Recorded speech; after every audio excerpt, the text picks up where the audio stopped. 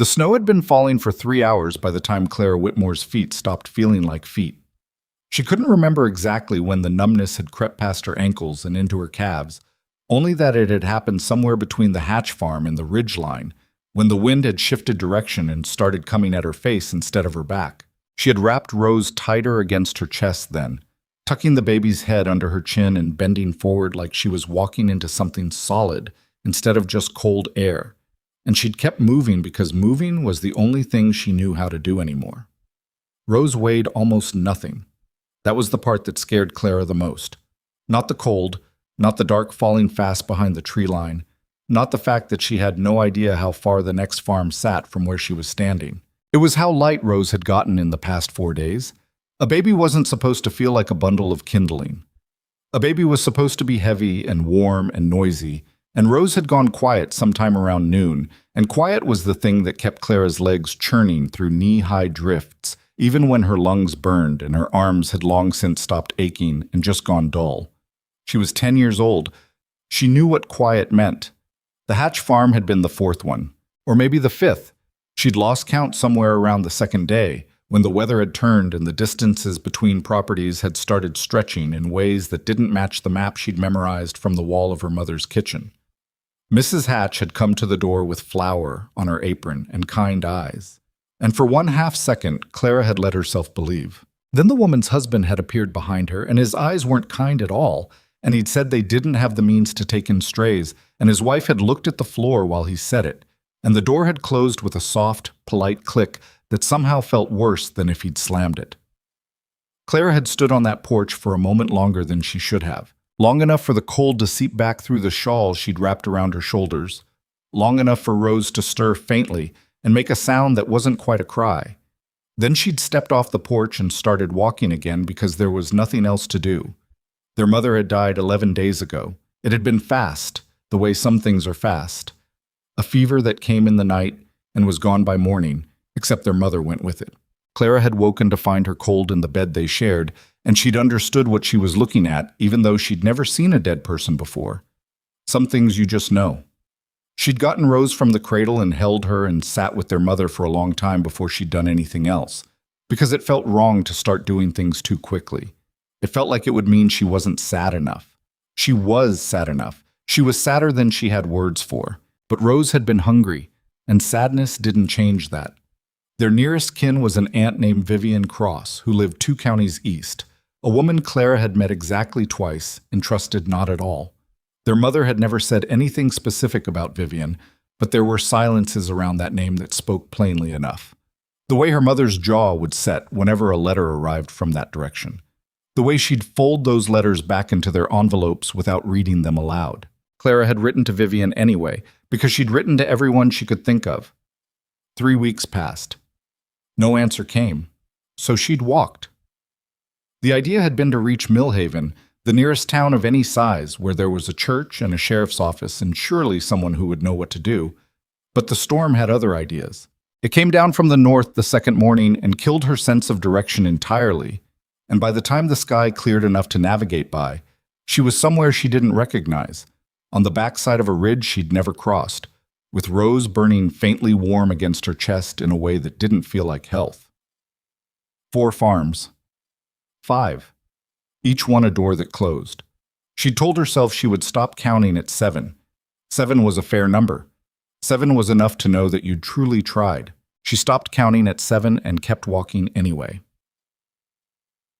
The Mercer place sat at the bottom of a long slope, tucked against a stand of bare-limbed cottonwoods, the way a man might lean against a wall when he's tired. Clara saw the light first, a single window glowing yellow-orange in the failing afternoon, the kind of light that looks warm even through glass, even from a distance. She'd seen that kind of light in 5 other windows and learned not to trust what it promised, but her legs were taking her toward it anyway, because her legs had stopped consulting her some time ago. The fence was simple split rail, the gate propped open with a stone as if whoever lived here had stopped caring whether it shut. She noted that without knowing why. The path to the front door was packed earth under the snow, and she could feel the difference under her feet even through the numbness. Something solid, intentional, worn down by years of the same footsteps walking the same path. Someone had lived here a long time. She climbed the porch steps one at a time, each one an event. She didn't knock right away. She stood there for a moment with Rose against her chest, the baby's breathing so shallow now that Clara had to press her ear close to hear it, and she thought about what she was going to say. She'd said different things at different doors. She'd tried honest first, "Our mother died and we have nowhere to go." And that had gotten her the fastest no. She'd tried practical later. "I can work. I'll earn our keep. You won't have to give us anything for free." And that had gotten her further, but still not far enough. She wasn't sure what to try now. In the end, she just knocked. The sound from inside was not quick, no footsteps hurrying to the door.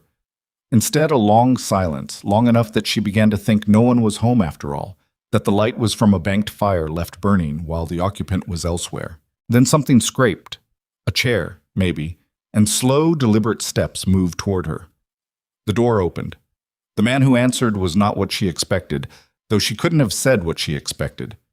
He was old in the way that mountains are old, not fragile, just weathered, with the kind of face that takes a long time to read. His hair was white and needed cutting, his beard matched.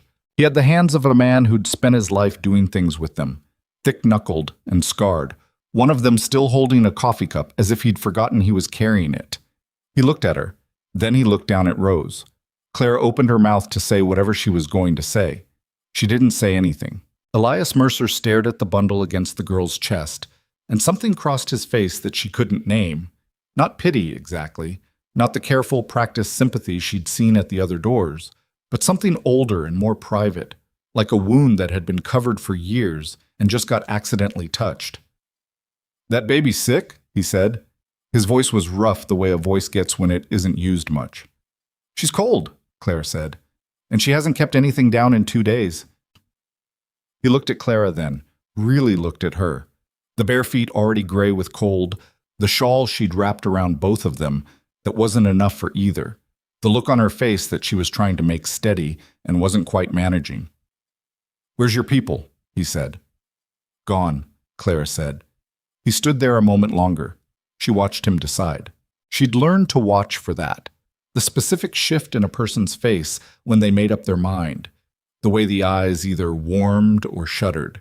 She'd seen it enough times now that she almost looked away before he could close the door, because looking away first felt slightly less like being rejected and slightly more like choosing.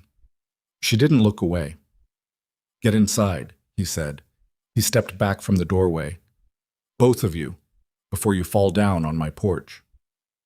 The inside of the cabin was warm in the animal, wood smoke way of a place that's been heated the same way for decades. Not comfortable exactly.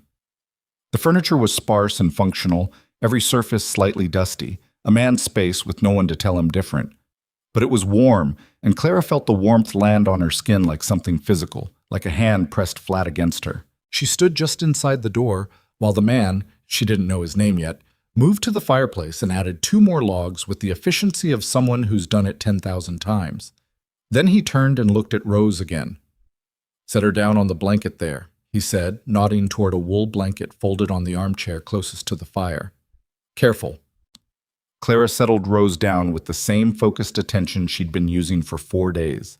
The kind of concentration that doesn't allow for shaking hands even when your hands want to shake. Rose stirred faintly. Her face was pale in a way that made Clara's throat close. "When'd she last eat?" the man said. "This morning. She didn't keep it." "How old?" 7 months.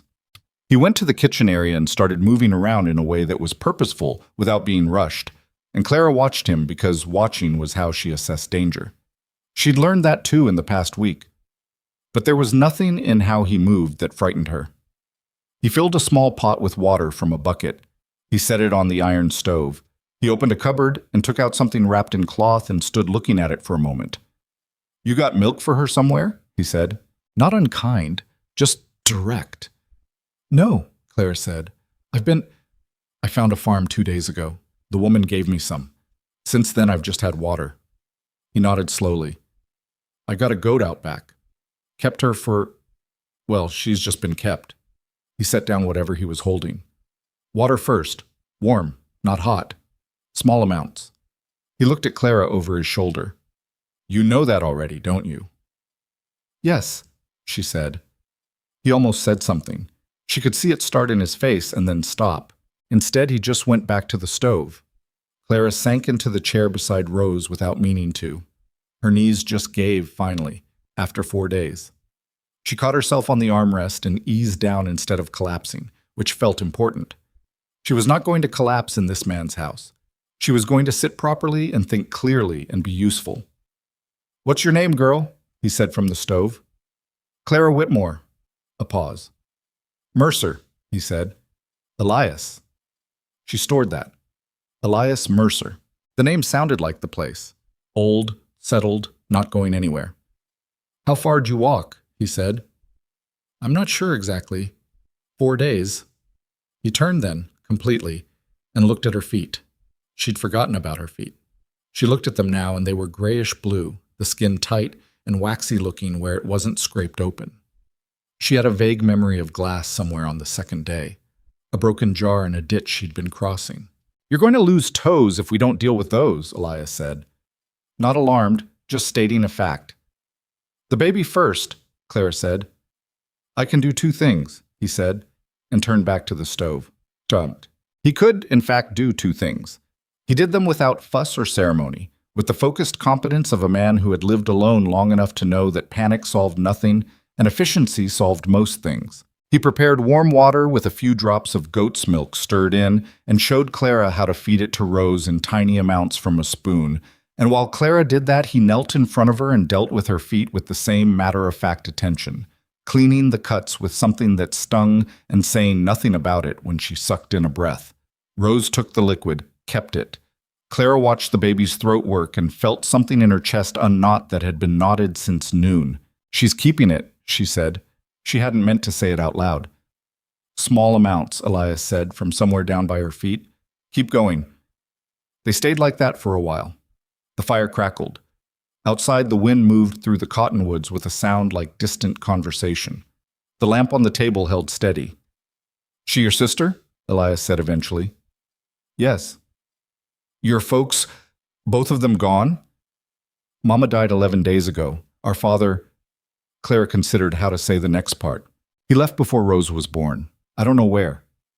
Elias didn't say anything to that. He wrapped her feet in clean cloth, both of them, with more care than she'd expected from hands that rough. "You got people you can go to?" he said. "No," Clara said. "I wrote to everyone I could think of." Another silence. He sat back on his heels and looked at his work, then at Rose, then at Clara, with an expression she still couldn't fully read. "You're going to need to stay put a few days," he said. "That baby can't travel again yet, and your feet aren't fit for it either." Clara looked at him directly. She'd been waiting for the condition. There was always a condition at the edge of any offer, something she'd have to agree to or perform or pretend. "All right," she said carefully. "I can earn it. I'll work. Whatever needs doing." Elias looked mildly annoyed by this, the first expression she'd read clearly on his face. "I'm not running a labor exchange," he said. "I'm telling you that you can't travel, and that's that." He stood up, knees cracking loudly, and went to pick up his coffee cup from where he'd set it on the mantel. "But I'm not arguing with you tonight. We'll figure out the details tomorrow." He went to the kitchen. She heard the sound of things being moved, a pan on the stove, the particular knock of a spoon against cast iron. Clara looked down at Rose. The baby's eyes were open now, dark, unfocused, looking at the ceiling with the mild, interested expression that babies sometimes had, as if the world were a problem they were considering calmly. Her color was better, not good, but better. "You're okay," Clara told her quietly. "We're okay right now." She said it to Rose, but she was also testing it, saying the words to see if they'd hold. They didn't fall apart. She slept in the chair without meaning to. When she woke, it was fully dark outside, and Rose was still on the blanket, still breathing, and Elias Mercer was in the kitchen chair across the room with a lantern pulled close, doing something with a piece of harness leather that needed stitching. He draped a second blanket over Clara's shoulders while she slept. She noted that and didn't mention it. "What time is it?" she said. "Past 9. He didn't look up from his work. She should get up. She should check Rose, should make herself useful, should ask what needed doing before morning. Instead, she sat there for a moment in the warmth and the quiet, and just breathed, which was more of a luxury than it sounded. "Can I ask you something?" she said. "You're going to whether I say yes or not," Elias said. Clara almost smiled. "Why did you let us in?"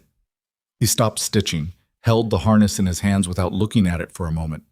"I had a son," he said finally. "Long time ago.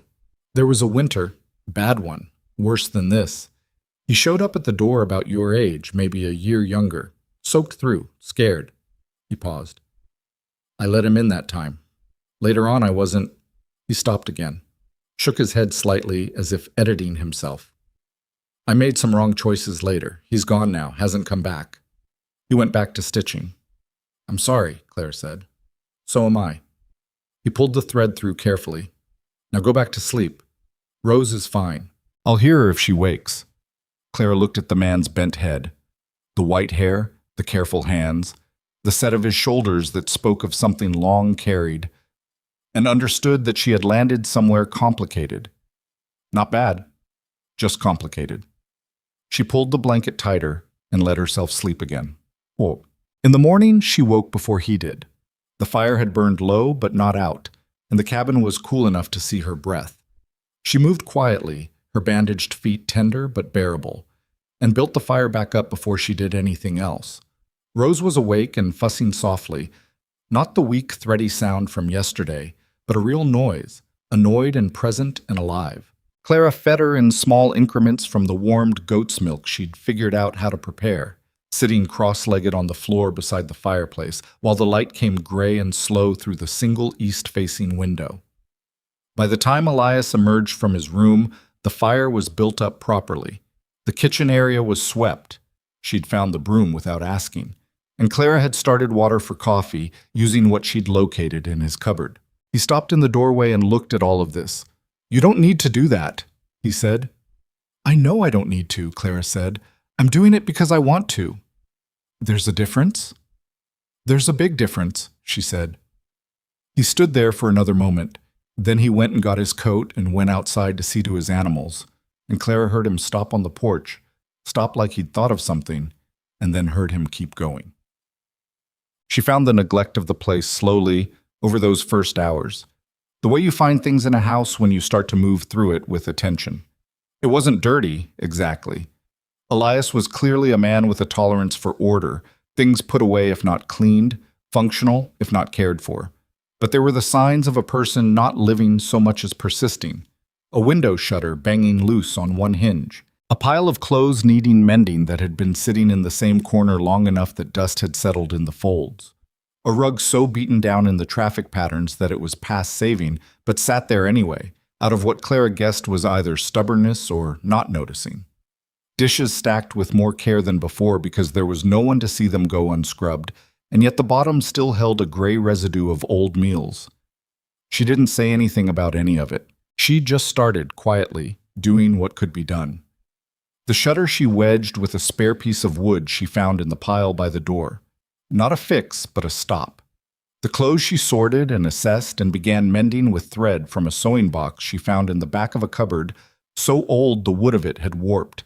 The dishes she scrubbed properly and set to dry. When Elias came back inside mid-morning, stamping snow off his boots, he stopped again and looked at the dishes on the rack and the clothes spread across the table and the window that had stopped banging. "I told you. I know what you told me," Clara said. She was mending a shirt at the table, Rose on the blanket beside her, which she'd arranged where she could see her. "And I told you what I'm doing and why. We're not arguing about this." He opened his mouth. "You've got a loose step on the back porch, too," Clara said. "Second from the top. Someone's going to go through it if it doesn't get fixed." Elias closed his mouth. He looked at her with an expression that might have been bewildered or might have been something else. Then he went and got his coat again and went back outside. She heard him on the back porch a few minutes later. The sound of tools. Clara kept mending and didn't say anything about that either. By the third day, an unspoken arrangement had settled over the cabin without either of them negotiating it explicitly, the way arrangements sometimes do when the people involved are both too practical to waste time on formality. Elias handled the animals, the wood, the outdoor work. Clara handled the interior, the cooking, which improved significantly once she understood what he had to work with, and Rose, who was gaining weight in tiny increments and becoming more opinionated about everything, which Clara took as a healthy sign. They ate together at the table and talked, sometimes about things that were easy. The goat's name was Patience, which made Clara feel kindly toward Elias, even though he said it like a man who hadn't chosen the name. The farm had been in his family since his father built the cabin, though the original structure had been expanded twice. He'd grown wheat once, switched to cattle when the price of wheat stopped making sense. The harder things sat around the edges of their conversations but didn't get invited in directly. She didn't ask more about the son. He didn't ask more about where they'd go next. It was a kind of courtesy that Clara recognized from living closely with someone. You could feel the weight of what wasn't being said, and you could choose to let it sit. On the fourth morning, she was gathering eggs from the chicken coop when she heard horses on the road and looked up to see a woman on a bay mare pulling up at the gate, watching the property with an expression that fell somewhere between curious and suspicious. Clara went still. She knew that look. She'd been on the receiving end of it enough times in the past week to have it cataloged. That was a person deciding something about you before you'd said a word. A person looking at the facts. Girl in a man's yard, no obvious reason to be there, and constructing a story to fit. She took her eggs inside and told Elias there was someone at the gate. He went out to speak to the woman, and Clara watched through the window while they talked. The woman's eyes kept moving to the house. Elias stood with his arms folded across his chest, in a posture Clara was beginning to understand meant he'd decided something and wasn't interested in arguing. When he came back in, he set his hat on the peg by the door with more force than necessary. "Who was that?" Clara asked.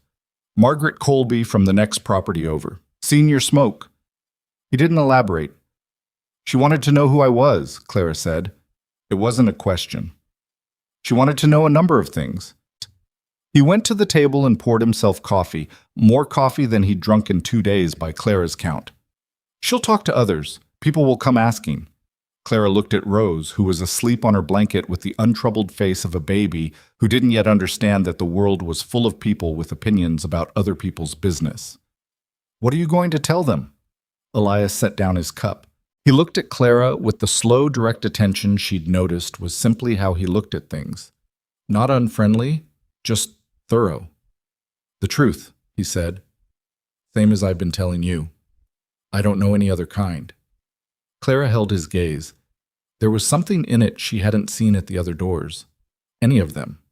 Not pity, not obligation. Something more like recognition. One person seeing another clearly and not looking away from what they saw. "All right," she said. He picked up his coffee cup and went back to what he'd been doing, and Clara went back to what she'd been doing, and Rose slept on between them in the warm, complicated morning. Outside, the snow was still deep, and the wind had gone quiet, and the gate at the end of the path stood propped open with its stone, the same way it had been when she'd arrived. Not inviting, exactly, just not refusing. Clara had walked through a lot of gates this week. Most of them had closed behind her. This one, she was beginning to think, worked differently. Margaret Colby came back 2 days later. This time, she brought Dora Hinch from the feed store, and a woman Clara didn't recognize who wore her disapproval the way some women wore their Sunday clothes, carefully arranged and meant to be noticed. They tied their horses at the fence and came up the path in a cluster, the way people do when they want the weight of numbers behind them. Clara saw them from the kitchen window while she was kneading bread dough, and she didn't stop kneading. She just watched them come. Elias was out at the barn. She heard him come in through the back a moment later. He'd seen them too, and he moved through the kitchen with a particular set to his jaw that she was learning to read. "You want me to go out there?" Clara said. "Stay inside," he said. Not harsh, just certain. "I'll handle it." She kept kneading. Through the window, she watched him go out to meet them on the porch, pulling his coat on as he went. The 3 women stopped at the bottom of the steps. Margaret Colby did the talking. She had the look of a woman who generally did. And Clara couldn't hear the words, but she could read the shape of the conversation well enough. The gestures toward the house. The questions Elias answered with short words and a stillness that gave nothing back. Then Dora Hinch said something that made Margaret put a hand on her arm, and Elias went very quiet in the way that is nothing like calm. Clara set the bread dough down. She wiped her hands on her apron and went to the front door and opened it. All four of them looked at her. "I've got bread rising," Clara said, to no one specifically. "If anyone wants coffee while they talk, I can make some." Silence. Dora Hinch's expression was the one Clara had seen at two of the farmhouse doors, the kind that had already reached its conclusion and was just waiting for the other person to confirm it. "You the girl?" she said. "Clara Whitmore," Clara said. "And my sister Rose is asleep inside, so I'd appreciate if the conversation stayed at a reasonable volume." More silence. Margaret Colby was looking at her differently than the others. Not warm, but not dismissive either, like she was revising something. "She's been here a week," Elias said. He hadn't turned around. He was still looking at the three women with that same stillness. "Her mother died. She walked 4 days in that storm carrying her baby sister. She's been working this property harder than I have and earning every meal 3 times over, and none of that is your business unless you plan to help." Dora opened her mouth. "I'm not finished," Elias said, in the same flat tone. "She's staying until that baby is fit to travel, and after that we'll figure out what comes next. If someone in town wants to make that a problem, they can come tell me directly." He looked at each of them in turn. "Now, did you want that coffee or not?" The woman Clara didn't recognize had turned slightly pink. Margaret Colby looked at the house, then at Clara, then at Elias. "I'll take coffee," Margaret said finally. Nobody else did, but Margaret Colby came inside, and she sat at the kitchen table while Clara poured and Elias leaned against the wall with his arms crossed, and they talked for 40 minutes about nothing more dangerous than the road conditions and the price of flour and whether the Teller family's barn roof would survive another season. Margaret had a dry sense of humor that caught Clara off guard the first time it surfaced, and she looked at Rose twice with an expression that was soft in a way her face out on the porch hadn't been. When she left, she paused on the porch steps. "She's a good baby," she said without looking back. "Healthy looking." "She is," Clara said. Margaret Colby nodded once and went down to her horse. Elias came inside and poured himself more coffee and didn't say anything. "Thank you," Clara said. "What you said out there." "Didn't say anything that wasn't true," he said. "That's not why I'm thanking you." He looked at her over his cup. His expression was the same complicated thing it sometimes got, like he was working something out and hadn't reached an answer yet. Then he just drank his coffee and went back to whatever he'd been doing before the women arrived, and Clara went back to her bread, and the cabin was warm and the snow outside was starting to melt at the edges, just barely, the way snow does when the days are turning even if you can't feel it yet. The bread came out wrong. Not inedible, just wrong. Too dense on the bottom, slightly raw in the center, which was what happened when you let dough sit too long while you dealt with visitors. Clara cut around the worst of it without comment and put the rest on the table with dinner and didn't mention it. Elias ate it without complaint. "You don't have to eat it if it's bad," Clara said. "It's not bad," he said. "The middle is undercooked." "The middle is fine." "It's not fine, it's Clara." He looked up at her. "The bread is fine. Sit down and eat." She sat down and ate. The bread was not fine, but she ate it anyway, and so did he, and afterward she looked at the loaf and thought about what she'd done differently and made a note of it in the particular part of her mind where she stored things she needed not to repeat. Rose was in the sling Clara had rigged from a length of cloth she'd found in Elias's supply bin, which he'd told her was canvas meant for patching the tent he no longer owned. She'd fashioned it into something functional that kept Rose close to her body while she worked, and Rose had opinions about being put down that she expressed clearly and at volume, so the sling had become a permanent feature.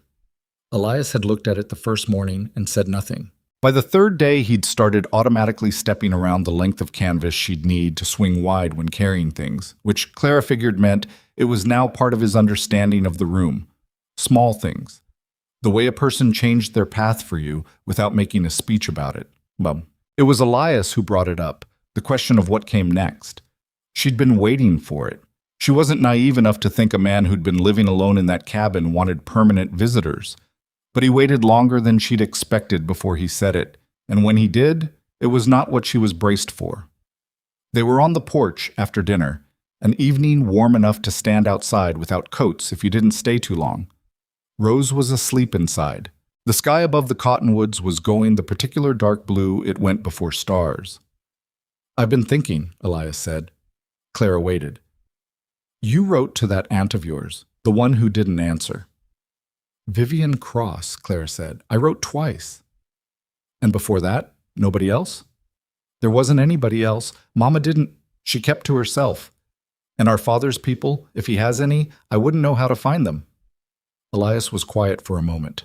He had a piece of wood in his hands that he'd been turning over and over without doing anything to it, the way he sometimes handled things when he was thinking. I could write to the county, he said. Find out what the legal situation is. For 2 children, with no guardian. Clara looked at him. What would that mean? It'd mean knowing, he said, before someone else decides for you. She understood what he meant by someone else. She'd had enough of other people deciding things for her in the past 2 weeks to understand exactly why knowing first mattered. All right, she said. I'm not making any promises, Elias said, and the way he said it told her he understood that not making promises was itself a kind of promise. The promise not to say things he didn't mean. I know, Claire said. They stood there until the stars came out, which took longer than either of them expected, and then went inside because the temperature dropped fast once the light was gone. What changed was gradual and then obvious, the way changes in a place are when you're living inside them. It started with the physical things, because that was what Clara knew how to do, and doing was the only language she had for most of what she needed to say. The shutter she'd wedged became a shutter she actually fixed, with Elias's tools and his minimal instruction and 2 attempts that failed before the 3rd one held. The step on the back porch got replaced with a new board they cut together one afternoon, Clara holding the piece while Elias worked, both of them bickering mildly about the angle until they got it right. Too far left, Claire said. I know where left is. Then why are you going that way? I'm correcting it. You were correcting it 5 minutes ago, too. He gave her a look that she was beginning to think of as his general expression for, you are 11 and you should stop talking, which was unfair because she was 10, and she gave him back the look she'd developed for, I'm right, and you'll see in a minute, and the step went in straight. He acknowledged this with nothing more than a grunt, but he didn't argue with the step being straight, and Clara figured that was acknowledgement enough. The rug she couldn't save, but she asked him about it before she decided anything, which felt important. That rug in the front room, she said one evening, the one by the door. What about it? It's past fixing. I could take it out if you don't mind. He paused. Martha picked that rug, he said, and said nothing after it. Clara absorbed this. Martha. A name she hadn't heard before, but the way he said it, past tense and private, told her what it meant. If you'd rather keep it, I'll leave it, she said. He was quiet for a moment. No, he said. Take it out. It needs to go.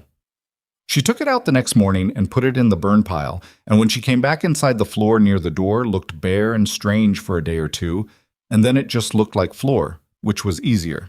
There was a rhythm forming between them that had nothing to do with any explicit conversation about it, and that was both easier and stranger than if they'd sat down and negotiated terms. Clara handled the interior, and he handled the exterior, and they handled the in-between things together, usually without discussion, usually without either of them planning to. He started asking her what she thought about things. Not big things at first, whether the milk from Patience tasted off one morning, whether a particular tool was in the shed or the barn, but the asking itself was new, was different from how he'd been the first days, when he'd moved through the space around her like she was furniture he was being careful not to knock. She started asking him things too. What had grown in this kitchen garden in past years, whether the dry stack wall along the property's east edge was something he'd built or inherited, what the hills looked like in summer. Things with no practical application, things she just wanted to know. You ask a lot of questions, he said one afternoon. He wasn't complaining. He sounded more like a man noting a weather pattern. I like knowing things, Clara said. She was shelling the last of the dried beans she'd found in the back of the pantry, separating the bad ones from the good. Is that a problem? No, he said. Just observing. My mama used to say I'd talk the bark off a tree. That's one way to describe it. Clara looked up at him. He had something that might have been a smile trying to happen on his face and not quite making it, which was, she was learning, as much of a smile as he generally managed. She meant it kindly, Clara said. I'm sure she did. But Rose changed things too, in the way babies change things without trying. By simply being present and requiring attention, and occasionally being charming about it in a way that made it difficult to maintain distance. She'd started really looking at Elias around the end of the second week. Not the unfocused gaze of the early days, but actual looking, tracking him when he moved, holding her eyes on his face with the concentrated attention of someone studying something new and interesting. He seemed unaware of this at first, or pretended to be, moving around the cabin on his business without acknowledging the small person who was watching his every step from her blanket. Clara watched him notice it and decide to ignore it, which lasted about 4 days. It broke on a Tuesday afternoon when Clara was outside at the woodpile and Elias was inside, supposedly looking at the harness, and Rose, apparently having views about being left in the room alone, expressed these views at length and volume. Clara came back inside to find Elias crouched down next to Rose's blanket, looking at the baby with an expression she'd never seen on his face before. Bewildered, but not unpleasantly so. Like a man who has been handed something he doesn't know what to do with and is finding that he's not as bothered by this as he expected. "She looked like she was going to work herself up," he said, without looking at Clara. "She does that," Clara said. She came in and set the wood down and didn't make anything of what she'd walked into, which seemed like the right call. "She stopped when I talked to her," he said. "She likes voices." Clara sat down. "She likes your voice, I think. It's low. The low ones calm her down." He looked like he was going to say something and then didn't. Rose made a small sound, not distressed, just conversational, and reached a hand in his direction with the imprecise determination of a baby who wants to grab something and doesn't yet have full control of the project. Her fingers closed around his index finger. Elias went still. He stayed there, crouched beside her, while she held his finger and looked at his face, and Clara found something to do at the other end of the room that required her full attention. The town came around slowly, which was to say it didn't come around so much as stop actively opposing, which in Clara's experience was often the best you could expect. Margaret Colby proved useful in ways Clara hadn't anticipated. She mentioned to the right people that the Mercer place was better kept than it had been in years, and that the girl was clearly not a burden, but something closer to the opposite. And while Clara hadn't asked her to do this and wasn't sure she was comfortable with it, she couldn't deny that it mattered. The looks in town when Elias took her along to the feed store shifted by degree, from open suspicion to uncertain curiosity to something that could, if it kept going, become ordinary. Dora Hinch never warmed to her, but Dora Hinch had a face that seemed structurally opposed to warmth, so Clara didn't take it personally. What she didn't expect was the Delacroix boy from the property 3 miles east, who showed up at the gate one afternoon leading a cow. His name was Jonas, 14 and tall, in the lanky way of boys who've grown faster than they've filled out, and he stood at the gate with the cow's lead rope and looked at the ground when Elias went out to meet him. "My mama sent her," Jonas said, "on account of the baby. She heard you didn't have fresh milk and Bessie's been giving more than we need." He paused. "We don't need anything for her. Mama just said to bring her." Elias looked at the cow, then at Jonas. "Tell your mama thank you," he said. He took the lead rope and brought Bessie in, and Clara stood at the kitchen window watching this and felt something complicated move through her chest. Gratitude and grief and the strange specific ache of receiving something you needed badly from people who didn't have to give it. She went out to meet Jonas before he left. "Tell her thank you from me too," Clara said. "Please." Jonas looked up from the ground finally. He had a serious face, the kind that would be handsome in a few years when it settled into itself. "Mama said what you did? Carrying your sister all that way? She said that was the bravest thing she'd heard in a long time." Claire didn't know what to say to that, so she just nodded once. "Anyway," Jonas said, and went back to his horse, and rode off the way he'd come, and Clara stood in the yard for a minute before she went back inside. The night the argument happened was also, for reasons neither of them planned, the night things actually shifted between them. It started over something minor, the way arguments in close spaces often do. Elias had been into town for supplies and come back with flour, but not the salt she'd specifically asked for, and when she mentioned the salt, he said he'd figured they had enough. And when she said they didn't have enough, he said he'd looked, and they did. And when she went to show him that they didn't, the jar she'd thought was nearly empty turned out to have more than she'd remembered, and she had to revise her position, which she did, but not graciously. "Fine," she said. "You were right about the salt." "You don't sound like you think I was right." "I said you were right. Saying it and thinking it are different." Clara turned from the shelf. "I know they're different. I'm working on the thinking part. Give me a minute." He made a sound that might have been a laugh if it had committed to the idea a little more.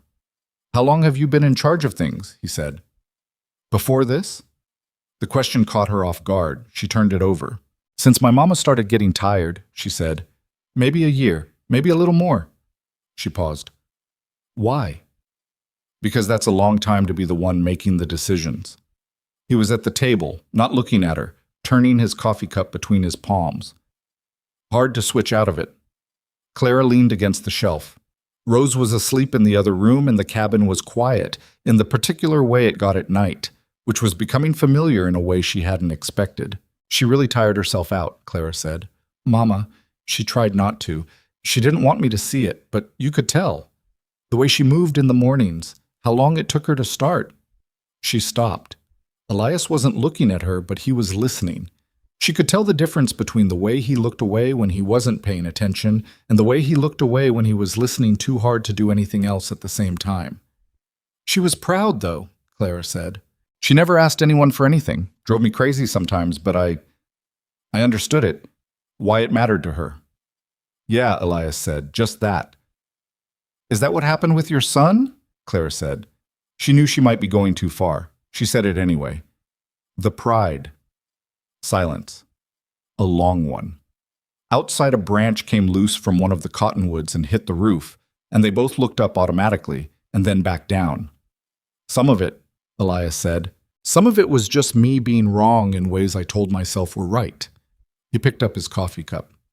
"It's easy to do that, easier than fixing things." "Have you tried? To fix it?" "No," he said. "Are you going to?" He looked at her then.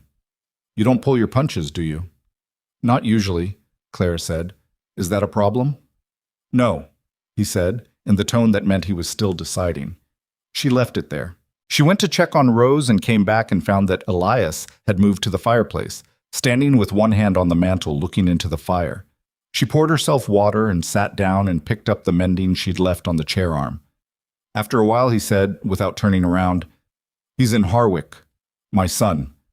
Caleb." He said the name carefully, like it might break, or like it had been broken already and he was being careful of the edges. "Went there 8 years ago. I know because I asked around, never went further than asking." Clara kept her eyes on her mending. "That's something," she said. "It's not much." "No," she agreed. "But it's something." The fire settled with a hiss and a small collapse of coals. Rose made one of her sleep sounds in the other room and then went quiet. Elias didn't say anything else, and neither did Clara, and the silence was a different kind of silence than it had been when she'd first arrived. Not the silence of two people with nothing to say, but the heavier, more honest silence of two people with too much and no good way to start. She went to bed an hour later without solving anything. But some things didn't need solving right away, she'd learned. Some things just needed to be said out loud first, to see if they survived the air. This one had. By the end of the third week, without any announcement or formal agreement, Clara stopped calculating whether she was earning her place, and Elias stopped moving like a man waiting for his life to return to what it had been before she'd knocked on his door. The cabin, which had been a man's space, functional, maintained, inhabited, became something else, a household. Small difference in theory, larger in practice. It showed in things you'd only notice if you were paying attention. The kitchen had a logic to it now, things where they made sense to be rather than where they'd ended up. There was a jar of dried wildflowers on the table that Clara had collected on a walk to the tree line one afternoon. She wasn't sure why she'd done it, it wasn't practical. And Elias had moved around it to set the table without comment for 3 days before he finally picked it up and looked at it. "What are these?" he said. "Flowers," Clara said. "I can see that." "Then why did you ask?" He set it back down, moved it slightly to the left, which was marginally better placement. "No reason," he said. The jar stayed on the table.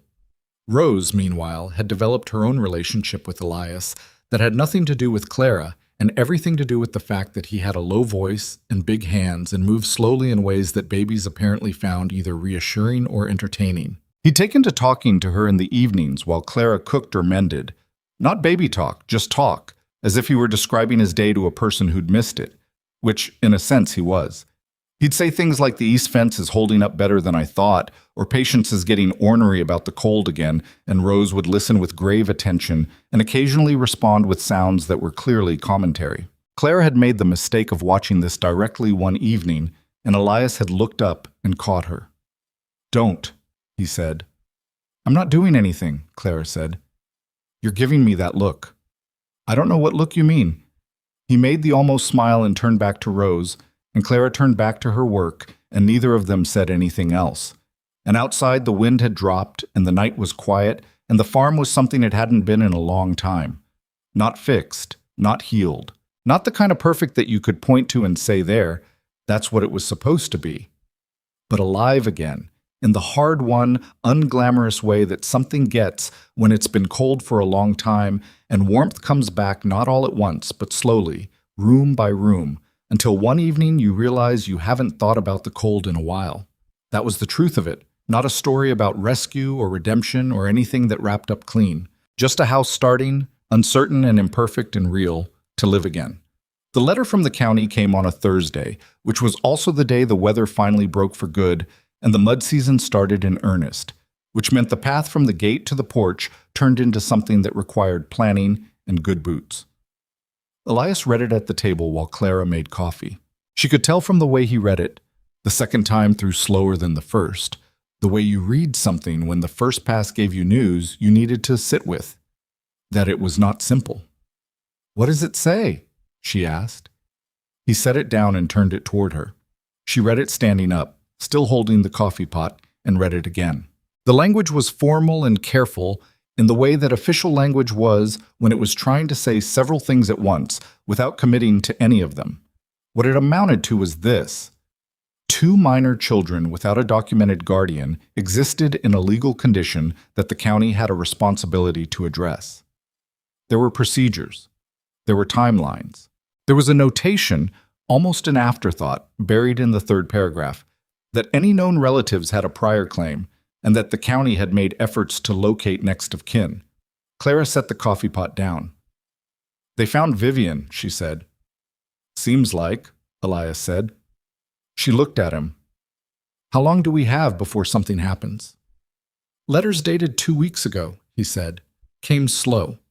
Clara pulled the chair out and sat down, which she needed to do, and looked at the letter again without reading it. Outside, she could hear Rose making the sounds she made in the morning when she was just waking up and not yet decided whether she had complaints about it. The regular, ordinary sounds of a baby starting her day. "She didn't answer my letters," Claire said. "I wrote her twice and she never answered." "I know." "That means she didn't want us then." She kept her voice level. She was working to keep her voice level. "So why would she want us now?" Elias was quiet for a moment. He had both hands flat on the table, the way he sat when he was working something through, and didn't want to talk until he'd finished working it. "Could be any number of reasons," he said carefully. "Not all of them good." Clara heard what he wasn't saying. She'd had a week to think about it since Elias had first written to the county, and the more she thought about it, the more a particular shape kept forming. The kind of shape you didn't want to be right about, but couldn't argue yourself out of either. "There's land," she said. "Mama had land. Her father left it to her. She used to talk about it like it was this." She stopped and started again. "She always said it wasn't worth much, but she said that about a lot of things." Elias was looking at her steadily. "What kind of land?" "East of Millhaven, about 40 acres. She never farmed it. We were always here, and it was too far to work. She said it was scrub, mostly, river access on one side." Clara paused. "A man came to see her about it last spring. She didn't tell me much, just that a man came and asked about buying it, and she told him she wasn't interested." She looked at Elias. "She didn't tell me why she wasn't interested, she just said no." The silence that followed had a specific quality to it, the quality of 2 people arriving at the same conclusion from different directions. "If your mother's gone without a will," Elias said slowly, and you and Rose are the only heirs, and you're both minors, then whoever gets custody of us, Clara said, gets to make decisions about the land. She said it flatly because saying it flat was the only way to say it without her voice doing something she didn't want it to do. Elias picked up the letter and looked at it again. I need to talk to someone in town, he said. Someone who understands the legal side of this. Will that cost money? Some. I can work more. Clara. He said her name in the tone he used when she was about to argue about something he'd already decided. I have money. That's not the part I'm worried about. She looked at him. What's the part you're worried about? He set the letter down and met her eyes and didn't dress it up. A man my age, living alone, no family connection to you. I've got standing to keep you here while things are uncertain, but if Vivian Cross shows up with a lawyer and a blood claim, I don't know how much that's worth in a courtroom. Clara's stomach dropped in the specific way it did when a reality she'd been avoiding became one she couldn't anymore. So we need something better than uncertain, she said. Yes, he said. We do. He went to town that same afternoon before the mud dried enough to make the road easier, which meant he came back with boots that needed an hour's work. He'd spoken to a man named Aldous Price, who handled property and family matters, and had a small office above the hardware store and a reputation for being expensive but thorough. He says we have a window, Elias told her, pulling off the second boot at the door. If I file for guardianship before she makes a formal claim, it puts us in a stronger position. Not a guaranteed position, but stronger. Then file, Clara said. He looked at her. I want you to understand what that means. It means I'm not just letting you stay until things sort out. I'm telling a judge that I'm the right person to be responsible for you and your sister long term. Clara held his gaze. I understand what it means. Do you want that?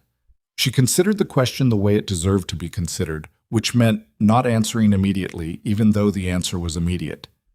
I want Rose to be safe, she said. I want nobody to be able to take her somewhere she can't be watched over. And I want to stay on this farm. She paused. Yes, I want that. Elias nodded once. He set his boots by the door to dry. Price says there'll be a hearing. A judge will need to be satisfied that I'm fit and that the arrangement serves your interests. He paused.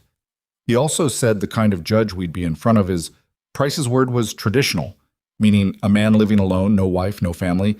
It'll raise questions. What kind of questions? The kind that don't need to be asked, he said, with a flatness that told her it wasn't the first time someone had looked at his situation and drawn a lazy conclusion. But will be anyway. Clara was quiet for a moment. Something was assembling itself at the back of her mind. Not quite a plan yet, more like the shape of one. Caleb, she said. Elias went still the way he did whenever that name came up. You said he's in Harwick, Clara said. If he came back, even for the hearing, it would change how things look. It would change a lot of things, Elias said, in the voice of a man who isn't disagreeing so much as acknowledging that the thing proposed is harder than it sounds. I know, Clara said. He and I haven't spoken in 8 years. I know that too. He went to the kitchen and stood at the window for a minute, looking at something outside or nothing in particular. Rose had finished her morning sounds and lapsed into the concentrated silence that meant she was examining her hands with the focused intensity she brought to that project several times a day. Price says I need to file by the end of the month, Elias said. Then you've got time, Clara said carefully. To write a letter. He didn't say anything. I could write it, she said. If that's easier, I write a decent letter. I'm aware of your letters, he said, with a dryness that wasn't unkind. That's not the problem. What is the problem? He turned from the window. His face had the particular look it got when something was costing him. Not distress exactly, just the evidence of effort, the way a man's face shows when he's lifting something heavy and doing it without wanting anyone to notice. The problem is that I've got 8 years of wrong things I did and didn't do, and a letter's a small piece of paper to put all of that on. Then don't put all of it on there, Clara said. Just put what needs to be there right now. He looked at her for a long moment. She waited, which she'd gotten better at, the not pushing, the leaving space for him to get there. All right, he said quietly. He wrote the letter himself. She'd offered again. and he declined again, and she understood enough about pride, her own, her mother's, his, to let it go. He wrote it at the table after dinner, 3 nights after the county letter arrived, with Clara in the chair across the room with her mending and Rose in the sling and the lamp between them casting enough light for both. He didn't write quickly. She wasn't watching, but she could hear it. The long pauses between the sounds of writing, the one time he stopped entirely for so long she thought he might have given up, and then the scratch of the pen starting again. He went through 2 pieces of paper that she saw go into the fire without ceremony. The third version he folded and sealed and set on the table, and he looked at it sitting there for a minute, the way you look at something you're not sure about. Price is sending someone to Harwick next week for other business, Elias said. He'll carry it. Good, Clara said. I don't know if Caleb will come. I know. He may not. There's no reason he'd feel like he owes me anything. I know that too, Clara said. She kept her eyes on her mending. You wrote the letter. That's the part you could do. He picked up the letter and turned it over in his hands. Looked at his name on the outside. Clara had watched him address it, and the address in Harwick below it. He set it back down. You're 10 years old, he said. Yes, she agreed. You shouldn't have to understand things like this yet. Clara was quiet for a moment. Outside the wind had picked up, the cottonwoods moving with their particular sound. I think some people just understand things early, she said. I don't know if that's good or bad. It's just what happened. He didn't answer that.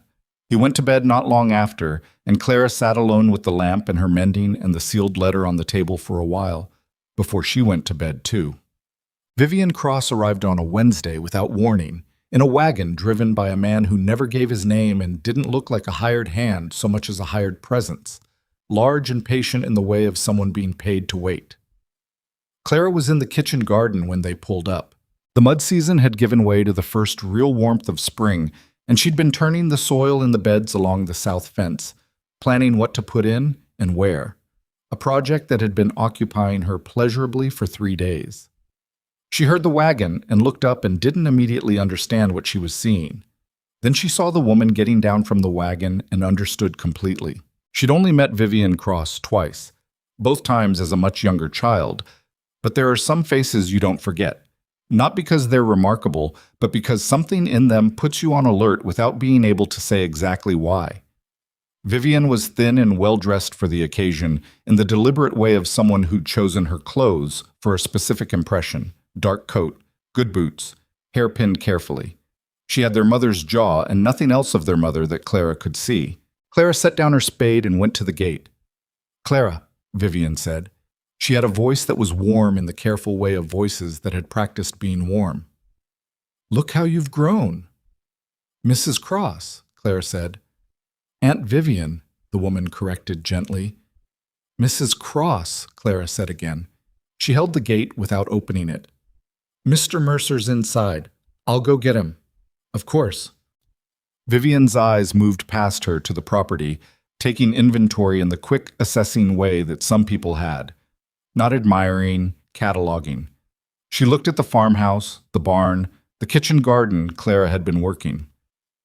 This is quite a nice situation you've landed in.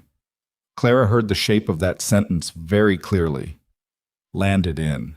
As if she'd fallen here by accident, as if the 4 days in the snow and the 7 closed doors, and the 4 years of holding things together while her mother got tired, as if none of that was effort, just luck.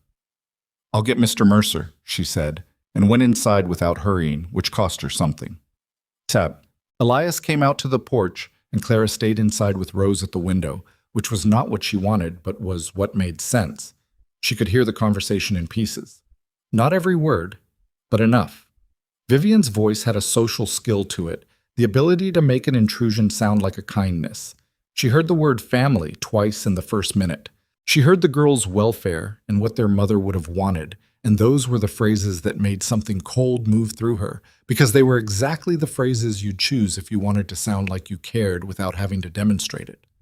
Elias's voice was shorter, harder to hear, which was either because he was speaking more quietly or because he was saying less. She caught not a convenient time, and the county's been notified, and once clearly, You're welcome to write ahead next time. The conversation lasted 20 minutes. When it ended and the wagon started back down the path, Clara watched Vivian Cross go without moving from the window. The woman didn't look back at the house. She looked at the property line to the east once, quickly, and then faced forward. Elias came inside. He stood in the kitchen doorway and looked at Clara with an expression she read immediately and completely. "She's coming back," Clara said. It wasn't a question. "With a lawyer," he said.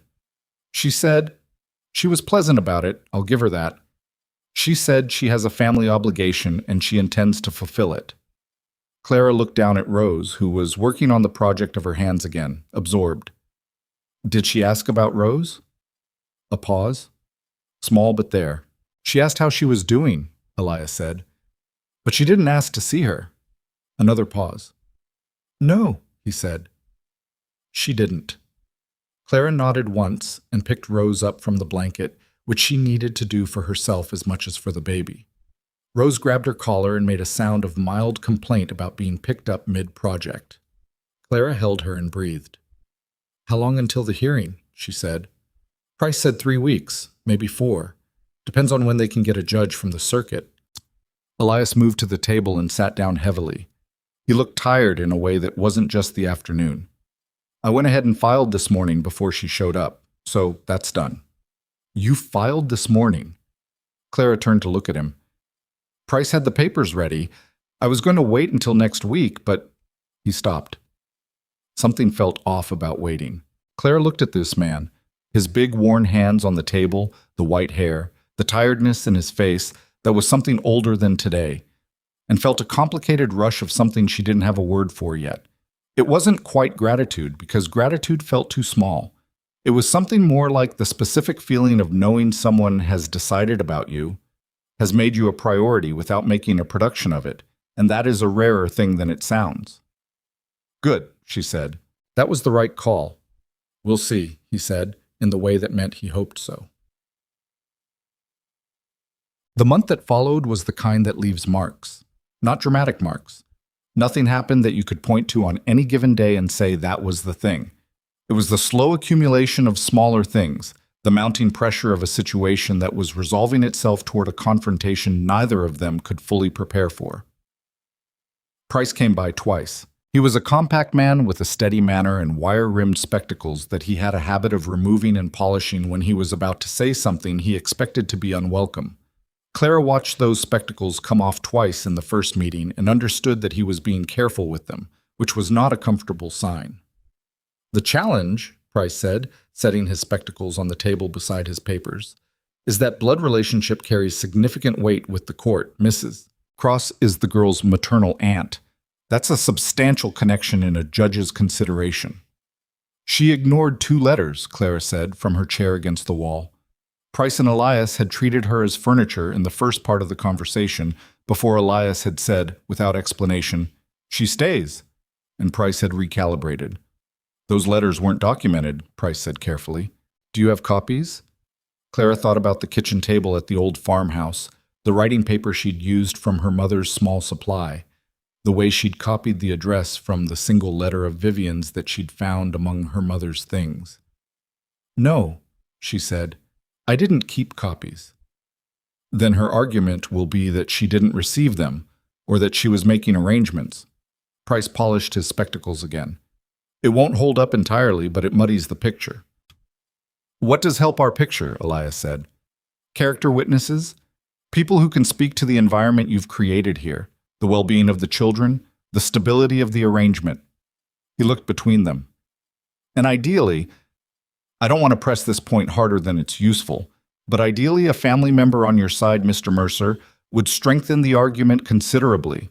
A solitary man of your age, no blood connection to the girls. I've written to my son, Elias said. Price looked up. This was clearly new information and he paused on it. And? Haven't heard back yet. When did you send it? About 3 weeks ago. Price set his spectacles back on. Well, he said, with the careful neutrality of a man who had learned not to place too much hope in other people's estranged children. We'll proceed on what we have and hope that situation resolves favorably. Margaret Colby came by the following Saturday without being asked. She brought a jar of preserved fruit and a look on her face that meant she'd heard things and had opinions. "I heard Vivian Cross was here," she said, over coffee at the table. "She was," Elias said. "What does she want with those girls?" "She wants custody," Clara said, since Elias seemed to be considering how to phrase it more diplomatically than it warranted. Margaret looked at her with the assessing expression that Clara had come to recognize meant she was recalibrating, updating her information. "You've met her before?" "When I was little, twice." Clara wrapped her hands around her cup. "She never came to see us any other time. She didn't come when my mother was sick. She didn't come when she died." "But she's come now," Margaret said. "She's come now," Clara agreed. Margaret was quiet for a moment. She turned her coffee cup on the table with one finger, a thinking habit. "Elias," she said, "you're going to need people to talk to that judge." "I know it. People who've seen those girls here, seen how things are." She looked around the kitchen, the well-kept surfaces, the jar of wildflowers still on the table, the small evidence everywhere of a house that was lived in by more than one person. "I can talk to some folks. Martin Delacroix, he sent that cow. He'd speak for you. Jonas Delacroix's mother, she's well regarded." "I'd be grateful," Elias said. "Don't thank me," Margaret said. "I'm not doing it for you. I'm doing it because that woman showing up 3 months too late with a lawyer doesn't sit right with me, and I'm not shy about saying so in front of a judge." She picked up her cup. "Also, the girl fixed my fence post when she was over 2 weeks ago, the one by the road, and didn't ask for anything for it, and didn't mention it, and a person like that deserves some looking after." Clara hadn't thought Margaret had noticed the fence post. "You noticed that," she said. "I notice things," Margaret said, without modesty. The letter from Caleb arrived 9 days before the hearing. Elias was at the barn when Jonas Delacroix brought it out from town with the other post, and Clara was the one who took it from him and carried it inside and set it on the table and stood looking at it. It was thin, 1 page at most. The handwriting on the outside was not Elias's. Smaller, less deliberate, the handwriting of a younger person who'd learned from the same place but gone their own way with it. She went to the barn. "There's a letter," she said from the doorway. Elias looked up from what he was doing and looked at her face and understood.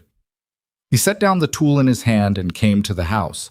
She didn't follow him inside immediately. She stayed in the yard for a few minutes, in the mild spring air, with Bessie the cow making her mid-morning complaints from the paddock and the cottonwoods leafed out now and moving gently. She was giving him privacy she wasn't sure he'd thought to want, because some things you needed to receive alone. When she came inside, he was at the table with the letter open and his hands flat on either side of it. He wasn't reading it. He'd already read it. He was just sitting with it. She went to the stove and put coffee on because it was something to do. "He's coming," Elias said.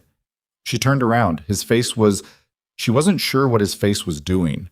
It was doing too many things at once, which was uncommon for a face that was usually so controlled, and she felt she shouldn't look at it directly, the way you didn't look directly at something private. "He said he got my letter 3 weeks ago," Elias continued. "He said he needed to think." He paused. "He's been thinking for 3 weeks, and he's coming." "When?" Clara said. "Week before the hearing." Clara turned back to the stove and focused on the coffee, on keeping her hands busy. "That's good," she said, because it was good and also because she didn't trust what else she might say if she let herself. "Clara," Elias said. She turned back. "I want you to know that—" He stopped. He seemed to be editing himself, which was something he rarely did. "Whatever happens at that hearing, however it goes, I filed those papers and I meant them, and that doesn't change based on what a judge says." She looked at him sitting there at the table with the letter from his son and the weight of 8 years on his face. A man who'd been closed up for so long that opening was visibly costing him, and who was doing it anyway, not gracefully, not without cost, just doing it. "I know," she said. "I just wanted to say it out loud," he said. "I know that too," she said. The coffee wasn't ready, but she poured it anyway, for something to do with her hands, and she brought a cup to the table and he took it. And neither of them said anything else for a while. And that was all right. Because outside the hearing was 9 days away, And Vivian Cross had a lawyer, and the law was a thing that could go any direction regardless of what was right. And Caleb was coming from Harwick with 8 years of silence behind him and no guarantees about what he'd find when he arrived. And Clara was 10 years old and had been in charge of too many things for too long and didn't know how to stop. But she was here. Rose was here. The farm was here, alive in the way it had slowly, imperfectly, become alive again. Whatever was coming, they would face it from this place. And this place, for the first time in a long time, had more than one person in it. Caleb Mercer arrived on a Tuesday, 6 days before the hearing, in the late afternoon when the light was going golden and flat across the fields. Clara was the one who saw him first. She was at the fence line on the east side of the property, checking the post she'd been meaning to look at for a week, and she heard the horse before she saw the rider. A steady, unhurried walk, the kind of pace a man uses when he's been traveling long enough that hurrying seems beside the point. She looked up and watched him come down the road and turn in at the gate, and she knew who it was before she could have said exactly how she knew. He looked like Elias in the way that sons sometimes looked like fathers. Not in any single feature, but in the overall structure of him, the way he sat a horse, the set of his shoulders. He was younger than she'd imagined, somewhere in his early 30s, with dark hair going gray at the temples earlier than it probably should have, and the kind of face that didn't give much away. He saw her at the fence and pulled up. "This the Mercer place?" he said. "Yes," Clara said. He looked at her for a moment. "You'd be Clara. You'd be Caleb." Something moved across his face. Not quite a smile. "He wrote about you," he said. "He told me about you too," she said. She left the fence and came toward the gate. "He's in the barn. I'll take your horse." "I can take my own horse," he said, but not unpleasantly.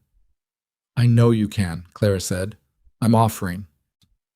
He looked at her for another moment with an expression she couldn't fully read. It was the complicated look of a person arriving somewhere they'd been both dreading and unable to stop themselves from coming to. Then he dismounted and handed her the reins, and she led the horse to the paddock and gave him water and didn't rush back to the barn, because some things needed space around them. She didn't know what happened in the barn. She went inside and heated up the food she'd been keeping warm and took care of Rose and listened to the sounds of the farm and waited. It was 40 minutes before she heard the barn door and the sound of 2 sets of boots on the path, and she made herself very busy at the stove. They came in together, which she supposed was something. Elias looked, she wasn't sure, like a man who'd been through a conversation that cost him and wasn't finished paying. Caleb looked similar. Neither of them looked at each other directly for the first few minutes, which she recognized as the specific awkwardness of 2 people who have just said necessary things and not yet figured out where to stand in the aftermath. "There's food," Clara said. "Sit down." They sat down. She put plates in front of them and rose in her sling and sat down herself, and for a while the conversation was the surface kind. The road from Harwick, the weather on the way, how Bessie the cow came to be in the paddock. Caleb had a dry manner that was different from Elias's, but came from the same place, she thought. He ate without commenting on the food until he'd finished most of it, and then he said, "That's good," in a tone that wasn't flattery, but observation, and Clara accepted it the same way. "Price wants to meet with us tomorrow," Elias said. Caleb nodded. He'd set down his fork and was turning his coffee cup in his hands. "He told me in his letter. I wrote to him direct after I got yours." Elias looked up. "You wrote to Price?" "I wanted to know what I was coming into," Caleb said simply. "Before I got here." He paused. "He told me about the cross woman, about the land." "We don't know for certain about the land," Elias said. "Price seems pretty certain," Caleb said. He glanced at Clara. "He told me what he'd found, about the offer on those 40 acres. Clara set down her cup. "What offer?" Caleb looked at his father, then back at her. "Price has been doing some digging on the cross side of this. He found a record of an offer on your mother's land, not last spring, 2 months ago, from a land company out of the capital." He paused. "It's a significant amount. The kind of number that explains why someone who didn't answer 2 letters suddenly has a lawyer." The silence that followed was the kind that filled a room completely. "How significant?" Clara said. "More than this farm is worth," Caleb said, not unkindly. "By some margin." Clara looked at the table. She thought about her mother, the quiet way she'd said a man came asking and I told him no, and the way she'd closed the subject like a door. Her mother had known the land was worth more than she let on, and hadn't sold it and hadn't said why. Clara thought she understood why now. Some things you held on to not because of their price, but because of what selling them would mean. A final severing from something, a kind of giving up. So Vivian wants the land, Clara said, not us. She wants what comes with having legal authority over you, Caleb said. Yes, Clara nodded slowly. Outside, the evening was going dark, and the frogs that had appeared with the warm weather were starting up along the creek. Regular, ordinary sounds. She found them steadying. Price can use this, she said. That's his thinking, Caleb said. If we can establish that her motive is financial and not familial, it changes the weight of her blood claim. Can we establish it? The offer on the land is documented, Caleb said. A company called Creston Land Associates. Price found a filed inquiry. The timing? He paused. 2 months ago, she gets that offer and finds out she can't touch the land without authority over the heirs. 3 months ago, your mother died. The gap between those two things is not coincidental. Clara had been in enough hard conversations in the past months to know when the facts were laid out clearly enough that they didn't need editorializing. All right, she said. What do we need to do? Price met them the next morning in his office above the hardware store, and Clara came along, which Price had clearly not expected but adjusted to without visible protest. She sat in the chair in the corner and kept Rose quiet in her sling and listened to everything. Price had a file. It was thicker than she'd expected. He'd been busy, which she supposed was what expensive thoroughness looked like in practice. He laid out what he had in the orderly way of a man who'd organized it specifically to be presented. The land inquiry from Creston Associates, a record of a second contact Creston had made, this time to Vivian Cross directly, made 6 weeks after the first inquiry had reached Clara's mother. The timing built a clear picture, even without stating it directly. The argument, Price said, is not that she's a bad person. It's that she's not here for the girls. We can't prove motive in absolute terms, but we can establish a pattern that makes the financial interest visible to the judge. What does her lawyer say about it? Caleb asked. He'll argue she acted out of family duty once she became aware of the girl's situation. Price polished his spectacles. He'll make the case that her delay in responding was circumstantial, not indicative of intent. Can he make that stick? Elias said. He can try, Price said, which is why the other side of what we're presenting matters equally. He set down the spectacle cloth and looked at the room. Character and stability. I need people who can speak to what those girls' lives have looked like on that farm since January. Specific things, not impressions. Specifics. Margaret Colby, Clara said from her corner. Price looked at her. She's willing? She said so. Good. She carries weight in this county. Who else? The Delacroix family, Elias said. Martin and his wife, Jonas. Anyone else who's been to the property? Seen the children there over a period of time? Clara thought about it. Dora Hinch from the feed store, she said, and paused. She's not warm toward me, but she's been to the property twice and she'd tell the truth. I think she'd tell the truth even if it wasn't what she'd prefer to be true. Price looked at her for a longer moment than was probably professional. You're suggesting I call a witness who's not sympathetic to your cause. I'm suggesting that a witness who's not on our side saying something honest is worth more than one who's clearly in our corner saying the same thing, Clara said. Isn't it? Price put his spectacles back on. Yes, he said. It is. The 6 days before the hearing had a particular texture to them, pressurized, like the air before a storm, except the storm had a known date, which was both better and worse than weather. Caleb and Elias found their way back to each other slowly, the way you find your way back into a house you've been out of for a long time. You remember where things are, but some of them have moved and you have to learn the new arrangement. It wasn't easy. She could see that. There were silences between them that weren't like the comfortable silences she'd learned to read with Elias. These had weight in them, the weight of unresolved things that had been said in the letter, but not fully settled yet. One evening, she came back from the barn to find them on the porch, not talking, just sitting. And she understood from the quality of the not talking that they'd just finished something that had cost them both. She went inside without interrupting. But other things were easier than she'd expected. Caleb was good with his hands in the practical way that seemed to run in whatever the Mercer family was. He fixed the dry stack wall on the east edge that Elias had been talking about for 2 months. Not all of it, but a significant section, without being asked and without mentioning it. She found him one afternoon on his back under the wagon doing something mechanical that she didn't follow entirely, and when she asked what was wrong with it, he explained in the same matter-of-fact way Elias explained things, which was thoroughly and with the apparent assumption that she was capable of understanding. She liked him. She hadn't been sure she would. He was pricklier than Elias in some ways, quicker to react, with less patience for certain kinds of social navigation. But he was honest in the same blunt way, and he didn't treat her like a child who needed managing, which was the thing she most couldn't tolerate. He was also, she noticed, very good with Rose. She hadn't expected that. She'd assumed he'd be awkward with her the way some adults were with babies they didn't know. Instead, he picked her up naturally, settled her against his shoulder without ceremony, and talked to her in the same running commentary style that Elias had developed, except Caleb's tended toward dry observations about whoever else was in the room. "Your sister thinks she knows everything," he told Rose one evening, with Clara fully present and able to hear this. Rose responded with what was unquestionably agreement. "Don't encourage him," Clara told Rose. Caleb almost smiled. The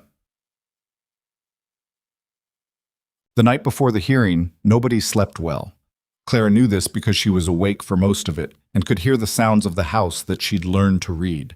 Elias up twice, the particular floorboard outside his room that announced movement. The fire stoked around 2 a.m. when nobody needed it for warmth.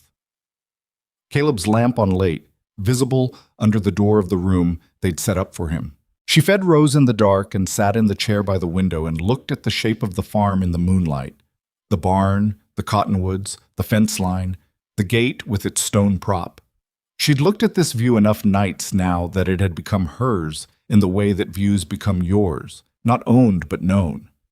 She thought about her mother. She did this less often now than in the first weeks, which sometimes felt like a relief and sometimes felt like a betrayal, which was probably normal. She thought about what her mother would have made of this. The farm, Elias, Caleb, the hearing tomorrow. She thought she would have liked Elias eventually, after she'd taken his measure, because her mother had a talent for recognizing people who were honest under their difficulty. She thought she would have been frightened about tomorrow and not said so, same as Clara. Clara was frightened about tomorrow. She hadn't said so to anyone and wasn't going to, but she sat with it now in the dark and let herself feel it, which was important, she'd found. Things you didn't feel in private came out in public in worse ways. She was frightened that the law would see a man with no blood connection and a complicated history and a farm that showed 4 months of progress and weigh that against a blood aunt with a lawyer and find the aunt sufficient. She was frightened for Rose.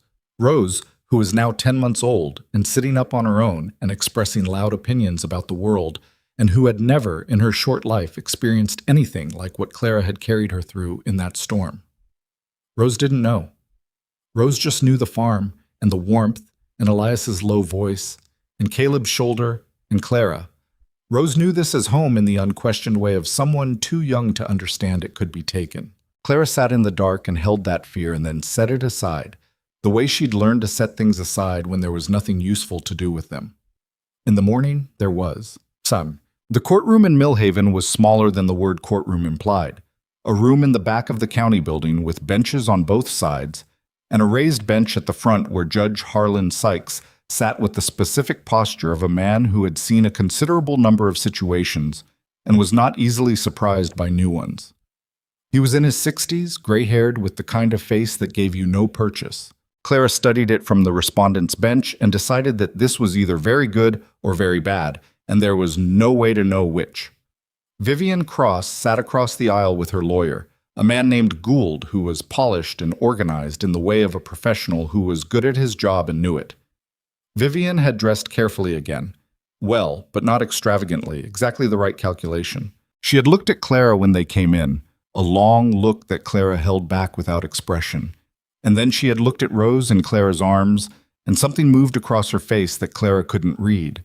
The benches behind them held Margaret Colby, Martin, and Jonas Delacroix.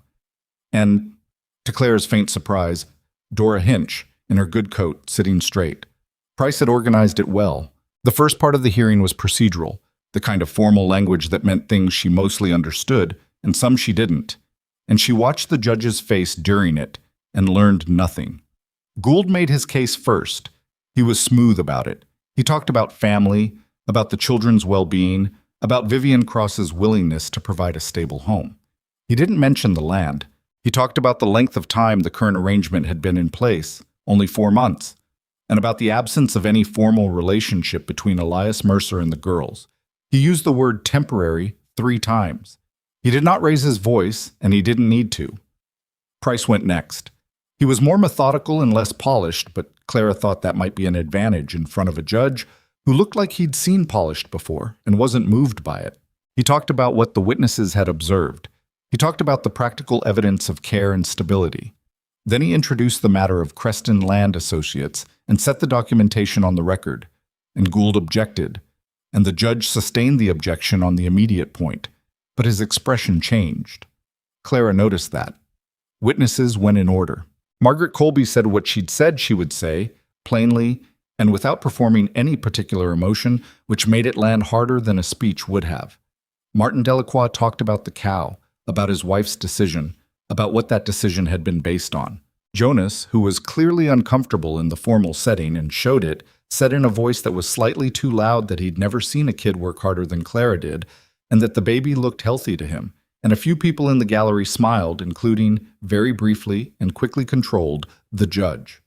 Dora Hinch was last among the witnesses. She came to the front and stated her name and her connection to the Mercer property, and Clara watched the set of her jaw and thought, she's going to tell the truth. Whatever it costs her to tell it, she's going to. Mrs. Hinch, Price said carefully, you visited the Mercer property on 2 occasions. What were your observations regarding the children's situation there? Dora folded her hands in her lap. I'll be honest with you, she said, which Clara understood was directed at the judge and no one else. I had reservations about the arrangement when I first heard about it. I went out there with reservations. She paused. I still have reservations about some things. I'm not here to tell you it's perfect or that I don't have questions. Price didn't visibly react to this. And in spite of those reservations, Mrs. Hinch, what did you actually observe? I observed a child who was clean and fed and cared for, Dora said, and an older girl who ran that house with more sense than most grown women I know. She paused again, and when she continued, her voice was slightly different, still controlled but with something underneath it. And I observed Elias Mercer speak to a room full of people who were questioning him and say what was true without flinching, and I've known that man 20 years, and I've never known him to say what wasn't true. She looked at her hands. That's what I observed. Then Price said, Your Honor, we'd like to call Clara Whitmore. And Clara stood up. She'd known this was coming. She'd prepared for it. She'd talked with Price twice about what he would ask and what to say and what not to say, the specific way you had to shape truth for a formal setting without losing the truth itself. She'd thought she was ready. She sat in the chair at the front of the room and looked at the space in front of her, not at the judge directly, not at Vivian across the aisle, and felt the room's attention collect on her like weather. She was 10 years old. She was wearing the dress Margaret Colby had brought her, which fit better than anything she'd worn in months. Rose was on Margaret's lap in the back of the room. Price asked her first about her mother, and she answered. He asked about the days after, about the letters, about the decision to walk. She answered each thing directly, without embellishment, which she'd learned was the most effective way to say hard things. The harder the thing, the plainer the telling. How long did you walk before reaching the Mercer farm? Price asked. 4 days, Clara said. And in that time, how many properties did you approach seeking shelter? She'd counted them afterward, finally. 7, she said. 7 farms before the Mercer place.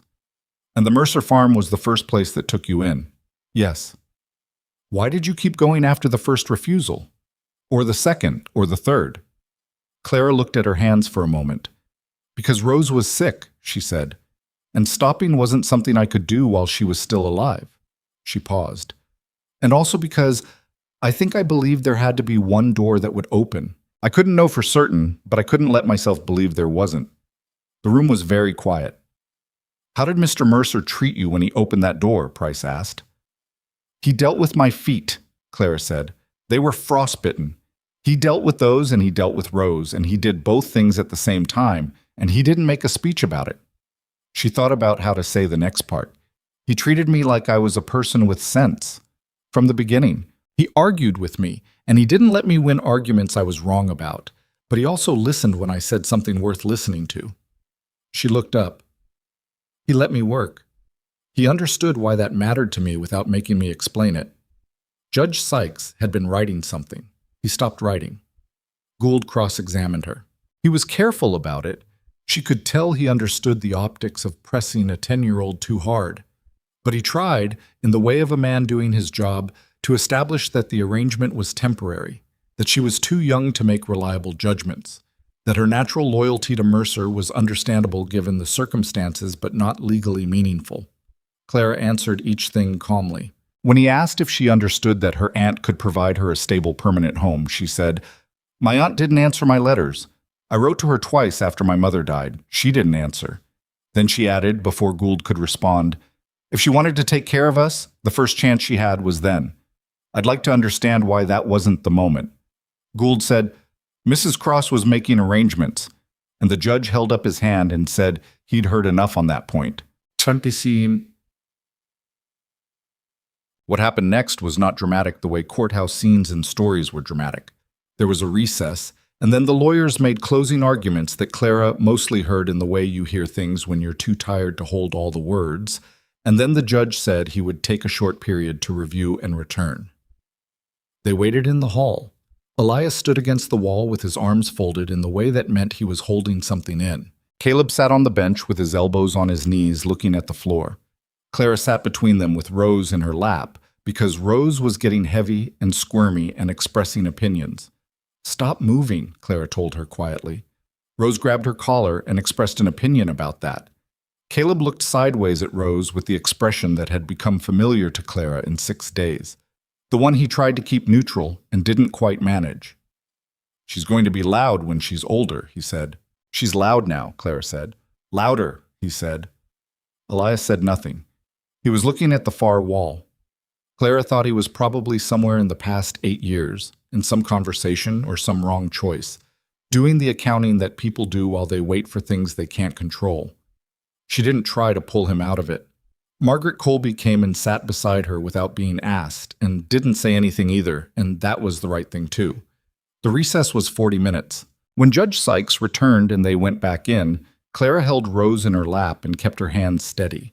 The judge looked at his papers. He set them down. He looked at both sides.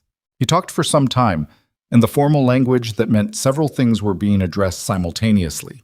The legal weight of blood relation, the documented financial interest of the petitioning party, the quality of testimony from community witnesses, the specific evidence of care and stability that had been presented. He said he found it concerning that a family member had made no contact in the months following the death of a sibling, and he said this directly and without cushioning it.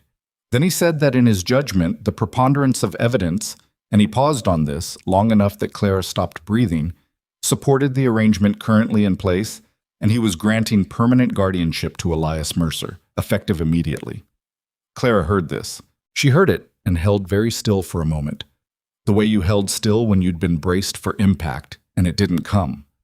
She felt Rose moving against her and heard Margaret exhale beside her, and heard from Caleb something that was just an exhalation of breath, long and slow, like a man who'd been holding it and was now allowed to stop. She looked at Elias. He was still against the wall, but something in his posture had changed. Something had come down out of it, the set of his shoulders, the tension he'd been carrying since before Caleb arrived.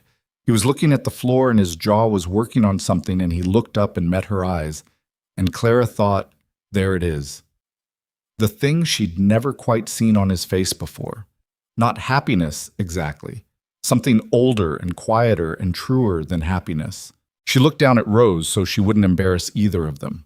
Rose, who had no understanding of what had just happened but was now in possession of a piece of Clara's collar and thoroughly satisfied about it, looked up at her with dark eyes and made the sound she made when things were going the way she preferred them. "I know," Clara told her. "Me too." Vivian Cross left without speaking to either of them, which Clara thought was probably the right decision for all concerned. Gould spoke briefly to Price at the door, the professional courtesy of two men wrapping up a transaction, and then they were gone and the room was emptying, and outside through the single window the afternoon was bright and ordinary. Margaret Colby hugged Clara, which Clara had not prepared for and therefore did not handle as gracefully as she'd have liked, standing stiff for a moment before she remembered how to receive it. Dora Hinch, passing in the hallway, stopped and looked at her and said, "Good." Just the one word, and then walked on. Clara watched her go. Martin Delacroix shook Elias's hand and then shook Caleb's, and Jonas stood nearby doing the teenage boy thing of not knowing what to do with his face, which Clara found, for reasons she couldn't articulate, very comforting. On the steps outside in the April afternoon, Elias and Caleb stood side by side and didn't immediately go anywhere. Clara stood near them with Rose on her hip and watched the street of Millhaven go about its business. Wagons, two women talking outside the dry goods store, a dog considering the contents of a barrel. "Price says you'll need to come back in 2 weeks to sign some papers," Caleb said to Elias. "I know. And the thing about the Creston offer, if they come back around, you should document it. Price said the land stays with the girls until they're of age." "I know that too. I'm just saying." "Caleb," Elias said. "What?" "I know." He paused. "Thank you for coming." It was plainly said, without the weight of performance, which was why it worked. Caleb looked at the street and then at his father, and something passed between them that was not resolved. Claire could see it wasn't resolved, that 8 years of complicated was not going to dissolve in a county courthouse on a Tuesday, but something had shifted in it. Something was different. "Yeah," Caleb said. Just that. Clara shifted Rose to her other hip and looked at the two of them standing there in the afternoon light, not quite comfortable, not quite easy, but together and facing the same direction, which was something. The sun was going west, and it was time to drive home, and the farm was waiting, and all four of them had somewhere to be. The drive home from Millhaven took an hour and a half, and nobody talked much for the first part of it. Elias handled the reins with the same economy he handled most things, eyes on the road, and Caleb sat beside him on the bench with his arms on his knees in the posture of a man still processing something. Clara rode in the wagon bed with Rose in her lap and watched the landscape move past, the road opening up out of town, the flat stretches giving way to the gentle roll of the land she'd been walking across in the opposite direction 4 months ago when the snow was still deep and she hadn't known this place existed. 4 months. She kept turning that number over. It felt simultaneously too short and too long, the way time sometimes ran in 2 directions at once. Rose fell asleep against her before they reached the ridge, which Clara took as a commentary on the whole proceeding. The baby had done her part, had sat on Margaret Colby's lap with her serious, interested expression and not made any spectacular demands, and was now done with the day. Clara held her and felt the warm weight of her, and the particular letting go that came after you'd been braced for a long time, and the thing you were braced for had passed. It didn't feel the way she'd imagined it would feel. She'd imagined, in the weeks leading up to the hearing, that a ruling in their favor would feel like something large and conclusive, an arrival, a door closing behind you on the hard part. Instead, it felt quieter than that. More like when the pain of a held breath released, not dramatic, just a slow return to something easier. "You did well in there," Caleb said. He'd half turned on the bench to speak to her. "What you said to the judge?" "Price helped me think through it," Clara said. "Price helped you think through the structure of it," Caleb said. "What you actually said was yours." She looked at him for a moment. "Thank you," she said. She meant it plainly, without decoration, and he received it the same way. Elias said nothing, but his posture on the bench shifted slightly, a small adjustment that Clara had learned to read. He'd heard it. He'd taken it in and wasn't going to say anything about it, which was fine. Some acknowledgments didn't need to be spoken to be real. The farm came into view as they crested the last rise. The cabin, the barn, the cottonwoods fully leafed now. The kitchen garden that had become a real garden in the past 6 weeks with actual things growing in it. Clara had planted beans along the south fence and onions in the far beds, and 3 tomato starts that Jonas Delacroix had brought over from his mother's greenhouse, which were currently alive in a somewhat tentative way that she was choosing to interpret as optimistic. Elias stopped the wagon at the gate and looked at the property for a moment before he went in. Clara wasn't sure what he was thinking. She wasn't sure he could have said. But something in the way he looked at it, the slight forward lean, the hands loose on the reins, told her he was seeing it differently than he'd seen it this morning, or maybe seeing it as it was, rather than as it had been for the past 8 years, which amounted to the same thing. He clicked his tongue and the horse moved through the gate. Chub. Caleb stayed. He hadn't said he was staying, hadn't announced it or made a declaration about it. He just didn't leave when the week after the hearing ended. And then another week passed, and the tools in the barn rearranged themselves in the gradual way that happens when two people are using them and developing opinions about where they belong. His coat appeared on a different peg by the door. The wagon got the repair it had needed for what Elias said was 2 seasons, which Caleb completed on a Saturday without asking whether he should. Clara watched this happen the way she watched most things, paying attention without making it visible. One evening she was on the porch with Rose, the baby on her lap batting at a piece of cord Clara was dangling for her, when Caleb came and leaned against the railing and looked out at the property. "You're staying," Clara said. Not a question. "For a while," he said. "How long is a while?" He was quiet a moment. "Don't know yet," he said. "Long enough to see if it makes sense." He looked at his hands. "I had a situation in Harwick. I wasn't going anywhere particular. I was just there because I'd ended up there." Clara understood that more than she said. "This is better than being somewhere you ended up accidentally," she said. "Different, anyway." He watched Rose grab the cord and refuse to let go. "She's strong," he observed. "Extremely," Clara agreed.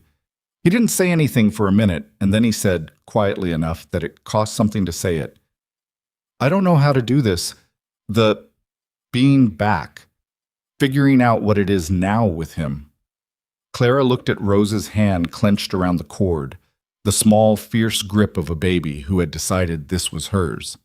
"I don't think you figure it out first and then do it," she said. "I think you just do it and the figuring happens while you're doing other things." Caleb looked at her with the expression he sometimes had, the one she thought was probably the same expression people used with her that she didn't realize she made. "When did you get that smart?" he said. "I've always been this smart," Clara said. "People just don't usually ask me things." He made the almost smile that was the Mercer family expression for finding something genuinely funny. Then he pushed off the railing and went back inside, and Clara stayed on the porch with Rose until the mosquitoes convinced her to move, and the evening was warm and the sky was the color of a bruise healing toward purple, and it was very ordinary and very good. The fence on the east property line became the thing that did it. The real thing. The thing that shifted Elias and Caleb from 2 people carefully circling the past to 2 people working in the same direction. It needed replacing.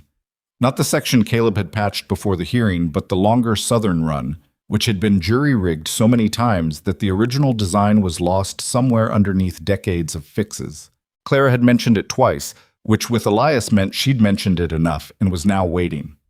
They went out on a Thursday to assess. She saw them from the kitchen window. Elias walking the line, stopping at particular posts, Caleb beside him doing the same. She could see them talking. She couldn't hear them. They moved along the fence together in the way that men moved when they were looking at a problem they were going to have to solve together, and the talking seemed to be about the fence, and also probably not only about the fence, but that was fine. The fence was as good a language as any for it. They spent 3 days on that fence. Clara brought lunch out both afternoons, and they took it without stopping work for more than 15 minutes, eating standing up with the competent efficiency of men with a task in front of them. By the end of the 3rd day, the southern run was new. Not elegant, not perfect, a few posts slightly uneven in ways that would settle with time, but solid and real, and done by 2 pairs of hands that had learned to pass things between them without needing to call out what was coming. That evening at dinner, neither of them mentioned the fence. They talked about something else, the particulars of the kitchen garden, a question about Patience the goat who had been expressing opinions about the spring grass.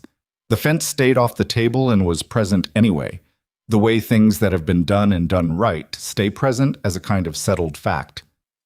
Clara ate her dinner and kept her observations to herself, which took more effort than she let on. Summer came in the way that prairie summer came, not gradually but all at once. A switch thrown somewhere in late May, and then suddenly the world was a different temperature, and the kitchen garden had opinions about it. The beans went up the fence with enthusiasm. The tomatoes committed to existence in a way they hadn't in May. The onions did what onions did, which was nothing visible for weeks and then everything, all at once. Clara started school in June. This had been Margaret Colby's doing, partly, and Elias's insistence, mostly. Clara had expected to feel a way about it. Resentful, maybe, or anxious, because school was a new thing, and she'd had enough new things in 1 year to last some time. What she hadn't expected was to like it, which she did. Not every minute of every day, but the core of it, the way a room full of things you didn't know yet felt like an invitation. Her teacher was a woman named Miss Farrell, younger than Clara expected, who had opinions about mathematics that Clara found initially irritating and eventually right. There were 18 students in the one-room schoolhouse, and Clara was not. She was realistic about this, particularly popular in the social sense. She was too direct for it, too willing to say the wrong thing at the wrong time. But she was interested and she worked, and Miss Farrell didn't treat interested, working students as problems to be managed, which was all Clara needed. She came home with things. Books she'd borrowed, problems she was still working on, things she'd heard that she wanted to think about further. Elias asked her questions at dinner sometimes, genuine questions, not the kind adults asked children to seem interested, but the kind that meant he wanted to know. Caleb argued with her about 2 things she presented as settled, and turned out to be right about one of them, which she acknowledged with somewhat less grace than she'd have liked. Rose, meanwhile, was walking. This happened in July, with the sudden confidence that characterized everything Rose did. One day she was pulling herself up on furniture, and the next she was crossing the kitchen floor with the focused, slightly alarmed expression of a person who has started something and is committed to finishing it regardless of outcome. She made it 6 steps to the center of the room, stopped, looked at Clara with enormous eyes, and then sat down deliberately before she could fall. Clara put her face in her hands for a moment. "She's fine," Caleb said from across the room. "I know she's fine," Clara said into her hands. "Then why are you doing that?" "Because watching that was terrifying." "She sat down," he said, "on purpose. That's good instincts." Clara uncovered her face and looked at Rose, who was now examining the floor with complete satisfaction, apparently having made her point about walking and moved on. "She's going to be impossible when she can actually get where she wants to go," Clara said. "She already is," Caleb said, with what sounded like pride. Elias, who had watched this from his chair by the fire without moving, looked at Rose for a moment and then back at his hands and said nothing.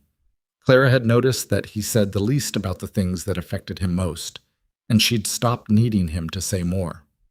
The 40 acres east of Millhaven became a question they had to address in late summer when a new inquiry came from Creston Land Associates. More money this time, significantly more, a figure that Price brought out to the farm in person on a Saturday morning in August and set in front of Elias with an expression that was professionally neutral and personally impressed. Clara was present for this, by now an unremarkable fact, and she read the figure and sat with it. It was a great deal of money, more than she'd been able to imagine in the abstract. "The land is yours and Rose's," Price said to Clara. "You're the heirs. It can be held in trust until you come of age, or there are legal mechanisms for considering an offer of this nature even now, with proper oversight." Clara looked at the paper. She thought about her mother, the set of her jaw when she'd said, "I told him no." She thought about why that might have been, and she'd had months to think about it and believed she understood now. Her mother had held that land because it was the one thing she owned outright, the one thing no circumstance had taken from her. Selling it would have been practical and possibly sensible, and would have meant the end of it, the thing becoming money and the money becoming the absence of a thing. "What's on the land?" she said. "Specifically, besides the river access." Price looked at her. "Arable ground mostly. Some timber on the north edge. The river access is the valuable part. A company like Creston wants it for transportation, possibly a mill site, possibly other development." "So if they built there," Clara said slowly, "the river would change." "Almost certainly." She thought about that. She thought about a river she'd never seen, but that had apparently been part of her family's ground her whole life without her knowing it, and about what it meant when something got bought and developed and became useful in the way that useful meant profitable. "I'd like to see it first," she said. Price looked at Elias. Elias looked at Clara. The land's not going anywhere, Elias said. Creston's been patient this long. They can be patient a little longer, Clara said. Price folded the paper back into his case with the expression of a man who had expected to deliver news and instead received a direction. I'll communicate that to them, he said. After he left, Elias looked at Clara across the table and said, You don't have to keep it just because your mother did. I know, Clara said. I'm not deciding yet. I just want to see it before I decide. Fair enough, he said. It might be that selling it is the right thing, she said. That money could... She stopped, started again. It could do things, for this farm, for school. It could, he said carefully. I'm not saying no, she said. I'm saying not yet. He nodded. She could see that he understood the distinction, not just in her choice, but in the larger sense, the importance of making decisions from knowledge rather than from pressure. The thing he'd been learning alongside her this whole year, in his own way, not to let urgency make choices that belong to consideration. We'll go see it, he said, before fall. They went in September, all four of them, Rose in the sling on Claire's front, Caleb driving, Elias beside him. The 40 acres looked like land. It looked like land in the way that most land looked, which was to say unremarkable until you stood in it and felt the particular quality of a place. There was the river, lower than it would be in spring, but present and moving in the way that water moved when it had been moving the same way for a very long time. There was the timber on the north edge, older than it looked from a distance. There was a flatness to the central portion that Clara could see, in the particular way she'd developed for seeing potential in neglected things, was something. She stood in the middle of it for a long time. Well, Caleb said. I'm thinking, Clara said. You've been thinking for 20 minutes. Then I'll be thinking for 21. Rose grabbed a fistful of the grass Clara had bent to show her and refused to release it, which was commentary of some kind. Clara looked at the river. She thought about what her mother had known and kept and not explained. She thought about what it meant to hold something versus what it meant to use it. These were not the same question, and the difference between them was the whole question. Not yet, she said finally. Not to Creston, not for a mill. You want to keep it, Caleb said. I want to think about what else it could be, Clara said. That's not the same as keeping it forever. That's just not selling it to the first people who want it for their reason. Elias, who had been standing at the edge of the tree line with his hands in his pockets, came back to where they were. He looked at her, and then at the land, and then at the river. Your mother was smart about some things, he said. It was the first time he'd said anything about her mother that wasn't in response to a question. Held things until she understood them. I know, Clara said. And then because it was true, and she could say true things in front of these people without calculating the cost first. I miss her. Nobody said anything for a moment. The river ran. Rose had found a stone to be interested in. The September light was the particular gold that meant the year was turning, that the warmth was real but temporary, that the cold would come back as it always came back and things would need to be ready for it. I know, Elias said, just that. They went home. The autumn settled over the farm the way it had the first time Clara had seen it, except different in every way. The cottonwoods went yellow, which she hadn't been there to see the year before. The kitchen garden finished itself and she and Elias put it to bed for winter. The particular satisfaction of that, of closing a thing down properly after it had given what it had. Caleb repaired the barn roof before the first freeze, 2 weeks of work that he did in sections around everything else. And when it was done, he came in for dinner and didn't mention it, and she and Elias didn't mention it, and they just ate. Margaret Colby came for dinner twice that fall, which became a habit without anyone proposing it as one. She and Elias had a relationship that Clara had gradually assembled from evidence. Long-standing neighbors, people who'd watched each other from a distance for years without getting closer, and now, for reasons neither of them examined out loud, finding the distance slightly shorter.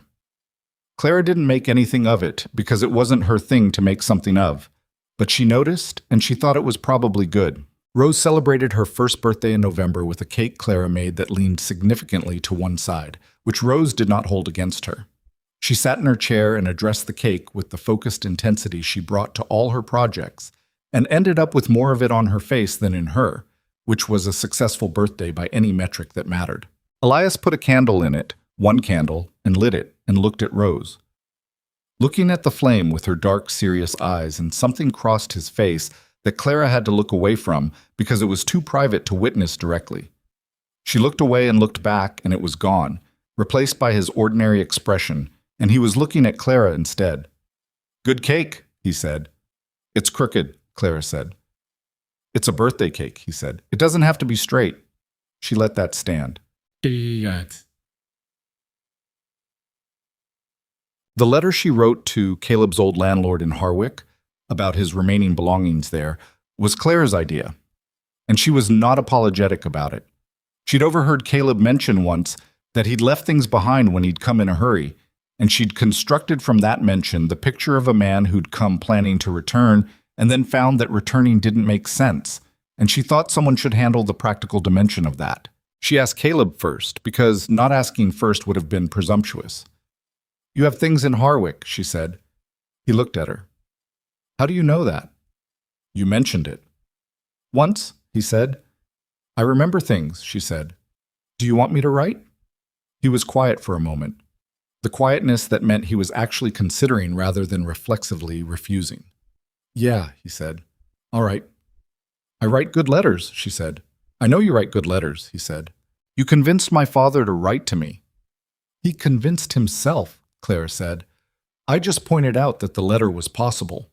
Caleb looked at her for a long moment with an expression she thought she recognized now. It was the expression both Mercer men made when they were feeling something they weren't going to name. "Yeah," he said, in the tone that meant more than it said. "Something like that." She wrote the letter, and the belongings came on a wagon 3 weeks later. Not a great quantity of things, but enough to make his room at the farm feel more deliberately inhabited, less like a temporary stay that had extended past its expected end. He unpacked them without ceremony, and when Clara walked past his open door, she could see the small evidence of a person settling in. A particular arrangement of things on the shelf, a coat on its peg, a pair of boots under the bed. He was staying. Not in the provisional way he'd stayed before, not the unspoken ambiguity of for a while. He was staying in the way that people stayed when they decided a place was theirs to help carry. Winter came back as it always did. Harder than the one before in some ways, milder in others. The first storm was significant. 2 days of heavy snow that kept everyone inside and made the barn work twice as demanding, and Clara moved through it thinking about the year before, about what a storm had meant then versus what it meant now, which was the difference between threat and inconvenience. Important distinction. She helped Elias with the animals in the mornings now, had been for months. Not because she was assigned to it, but because she'd started going out with him one morning in September and found it satisfying in the particular way of tasks that were honest about what they were, and she'd kept going. They worked in the pre-dawn dark with the economy of people who knew the space and each other, mostly quiet, occasionally not. One morning in December, cold enough that their breath showed and the water bucket had a skin of ice on it when they got there, Elias stopped at the barn door and looked at the sky, which was the particular deep gray of a morning before weather moved in. "More snow today," he said. "I know," Clara said. "You don't have to come out in this kind of cold," he said. She looked at him. "I know," she said again. "I want to."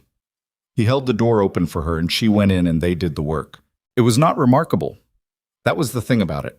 A year ago, she'd have said that an unremarkable morning was a thing to grieve, a sign that nothing was happening, that life was only the small facts of feeding animals and checking ice and tracking the sky. She understood now that she had it backwards. The unremarkable morning was the whole thing. The unremarkable morning was what you had been walking toward in the snow, through the closed doors, through the courtroom and the long nights of being afraid. This, right here, the ordinary morning that belonged to you. On a Sunday in late December, Clara went out to the gate alone. She hadn't planned to. She'd been intending to go to the east fence to check something she'd noticed the day before, and she'd walked that direction and then past it, down the path to the gate, and stopped. The stone was still there. The same stone that had been propping the gate open since before she arrived. A flat-sided piece of granite that was too heavy to move accidentally and had never been moved deliberately. The gate stood open with the same patience it always had. No preference about whether anyone came through it, no judgment about what they were arriving from. She remembered standing on this side of it, the outside, in January, in the dark and the cold with Rose against her chest and her feet past feeling. She remembered not knowing what she was walking into. She remembered calculating, with the precise desperation of someone who has very little left, whether this was the last try or whether she could find it in herself to try one more after this one. She'd been wrong about a lot of things that night. She'd thought she was just looking for shelter, for the minimum, somewhere to stop, somewhere to let Rose get warm enough to keep going. She hadn't known she was walking toward something permanent. You never knew that when you were in the middle of walking toward it. That was maybe the thing. You never got to see what you were walking toward until you arrived. She thought about the 7 doors. She'd thought about them a lot this year, at different times, and they landed differently depending on when she was thinking about them. Sometimes they felt like what they were: fear, closed-off people, small choices that added up to something that could have killed her and her sister. Other times they felt like part of the path that led here, every one necessary in the way that wrong turns were sometimes necessary to find the right road. She wasn't sure she could reconcile those two things completely. She wasn't sure they needed reconciling. Maybe they were both just true. The farm was behind her. She could hear it without turning around. Bessie expressing her morning position on existence. The particular sound of Caleb working on something in the barn, the intermittent knock of a tool on wood. Rose's voice, which had become vocal in the way of someone who had opinions about everything and wanted them on record, coming faintly from inside the cabin where Elias was presumably fielding them with his usual steady patience. These were the sounds of a place being lived in. She hadn't always known what that sounded like. She'd thought she had. She'd had a home before, she and her mother, and Rose, which had been real and good and lost. But there was something about a place being lived in by more than 2 people, by the complicated and imperfect accumulation of people who had each come to it from hard directions and decided to stay. There was something about that specific sound that she hadn't known until she heard it. She was not going to pretend that everything had been fixed. She was 10 years old and she was too honest for that. And besides, she knew better. Elias still had mornings where he went very quiet and stayed that way, the past sitting on him in ways he'd never fully put down. Caleb and he still had things between them that hadn't been said, whole years of it, and might not be said for a long time or ever. Clara missed her mother in ways that didn't go away, that just became something you carried differently as time went on, a weight that redistributed itself rather than disappeared. And she was still figuring out who she was when she wasn't the person holding everything together. That was the strange new part. School and ordinary afternoons and having people around her who were handling things, which she was grateful for and also occasionally had to actively resist undermining because her whole body had been trained to take charge, and she had to remind it, sometimes hourly, that this was not required. None of that was fixed. But she was here. She had turned 10 and then 11 in the kitchen of the Mercer farm with a cake that was less crooked than Rose's. She had learned that she was good at mathematics and not particularly good at sitting still, which Miss Farrell had mixed feelings about. She had learned that a kitchen garden was more interesting than she'd expected, and that goats had personalities and that wood didn't split the same way with the grain as against it. She had learned that some men showed what they felt by fixing things, and that this was a language you could read if you paid attention. She had learned that a family was not a thing you were given. It was a thing that got built, piece by piece, by people who kept showing up. It didn't matter where they started or what had broken in them before they got there. What mattered was the showing up. Elias had opened a door when he could have closed it. That was the whole story when you got to the bottom of it. One man who had every reason to close another door, who had been living inside his own closed doors for years, saw a baby going still in a child's arms and made one different choice. And that choice was the hinge on which everything else had turned. She thought about that sometimes, how close it had been, how any number of things could have gone differently. She didn't let herself live in that version of events for long because it wasn't useful, but she held it for a moment now as a way of understanding what was real, that the ordinary miracle of one person's refusal to close a door had given her all of this. She'd give that back someday. She didn't know how yet. She was 11, and there was time, but she felt it as something settled in her, the intention of it, that whatever she built with her life, she would keep that gate open, For whoever came down the path with their feet hurt and their arms full of what they were trying to save. Because she knew what it was to stand on the other side of a closed door in the cold, and she knew what it was to have one open, and the distance between those two experiences was the distance between surviving and being alive. She turned from the gate and walked back up the path toward the sounds of the farm. The gate stayed open behind her, the stones steady in the cold ground, the same as always, not waiting for anything in particular, not closed against anyone, just open, the way it had been before she arrived and would be long after. A simple fact about this place that said plainly what kind of house this was, what kind of people had decided to build something here out of what they'd each lost and what they'd each chosen, and what would be true about this gate forever. Come if you need to. There's something on the other side. That was all. It didn't need to be more than that. The morning opened around her, cold and clear and hers, and she went home.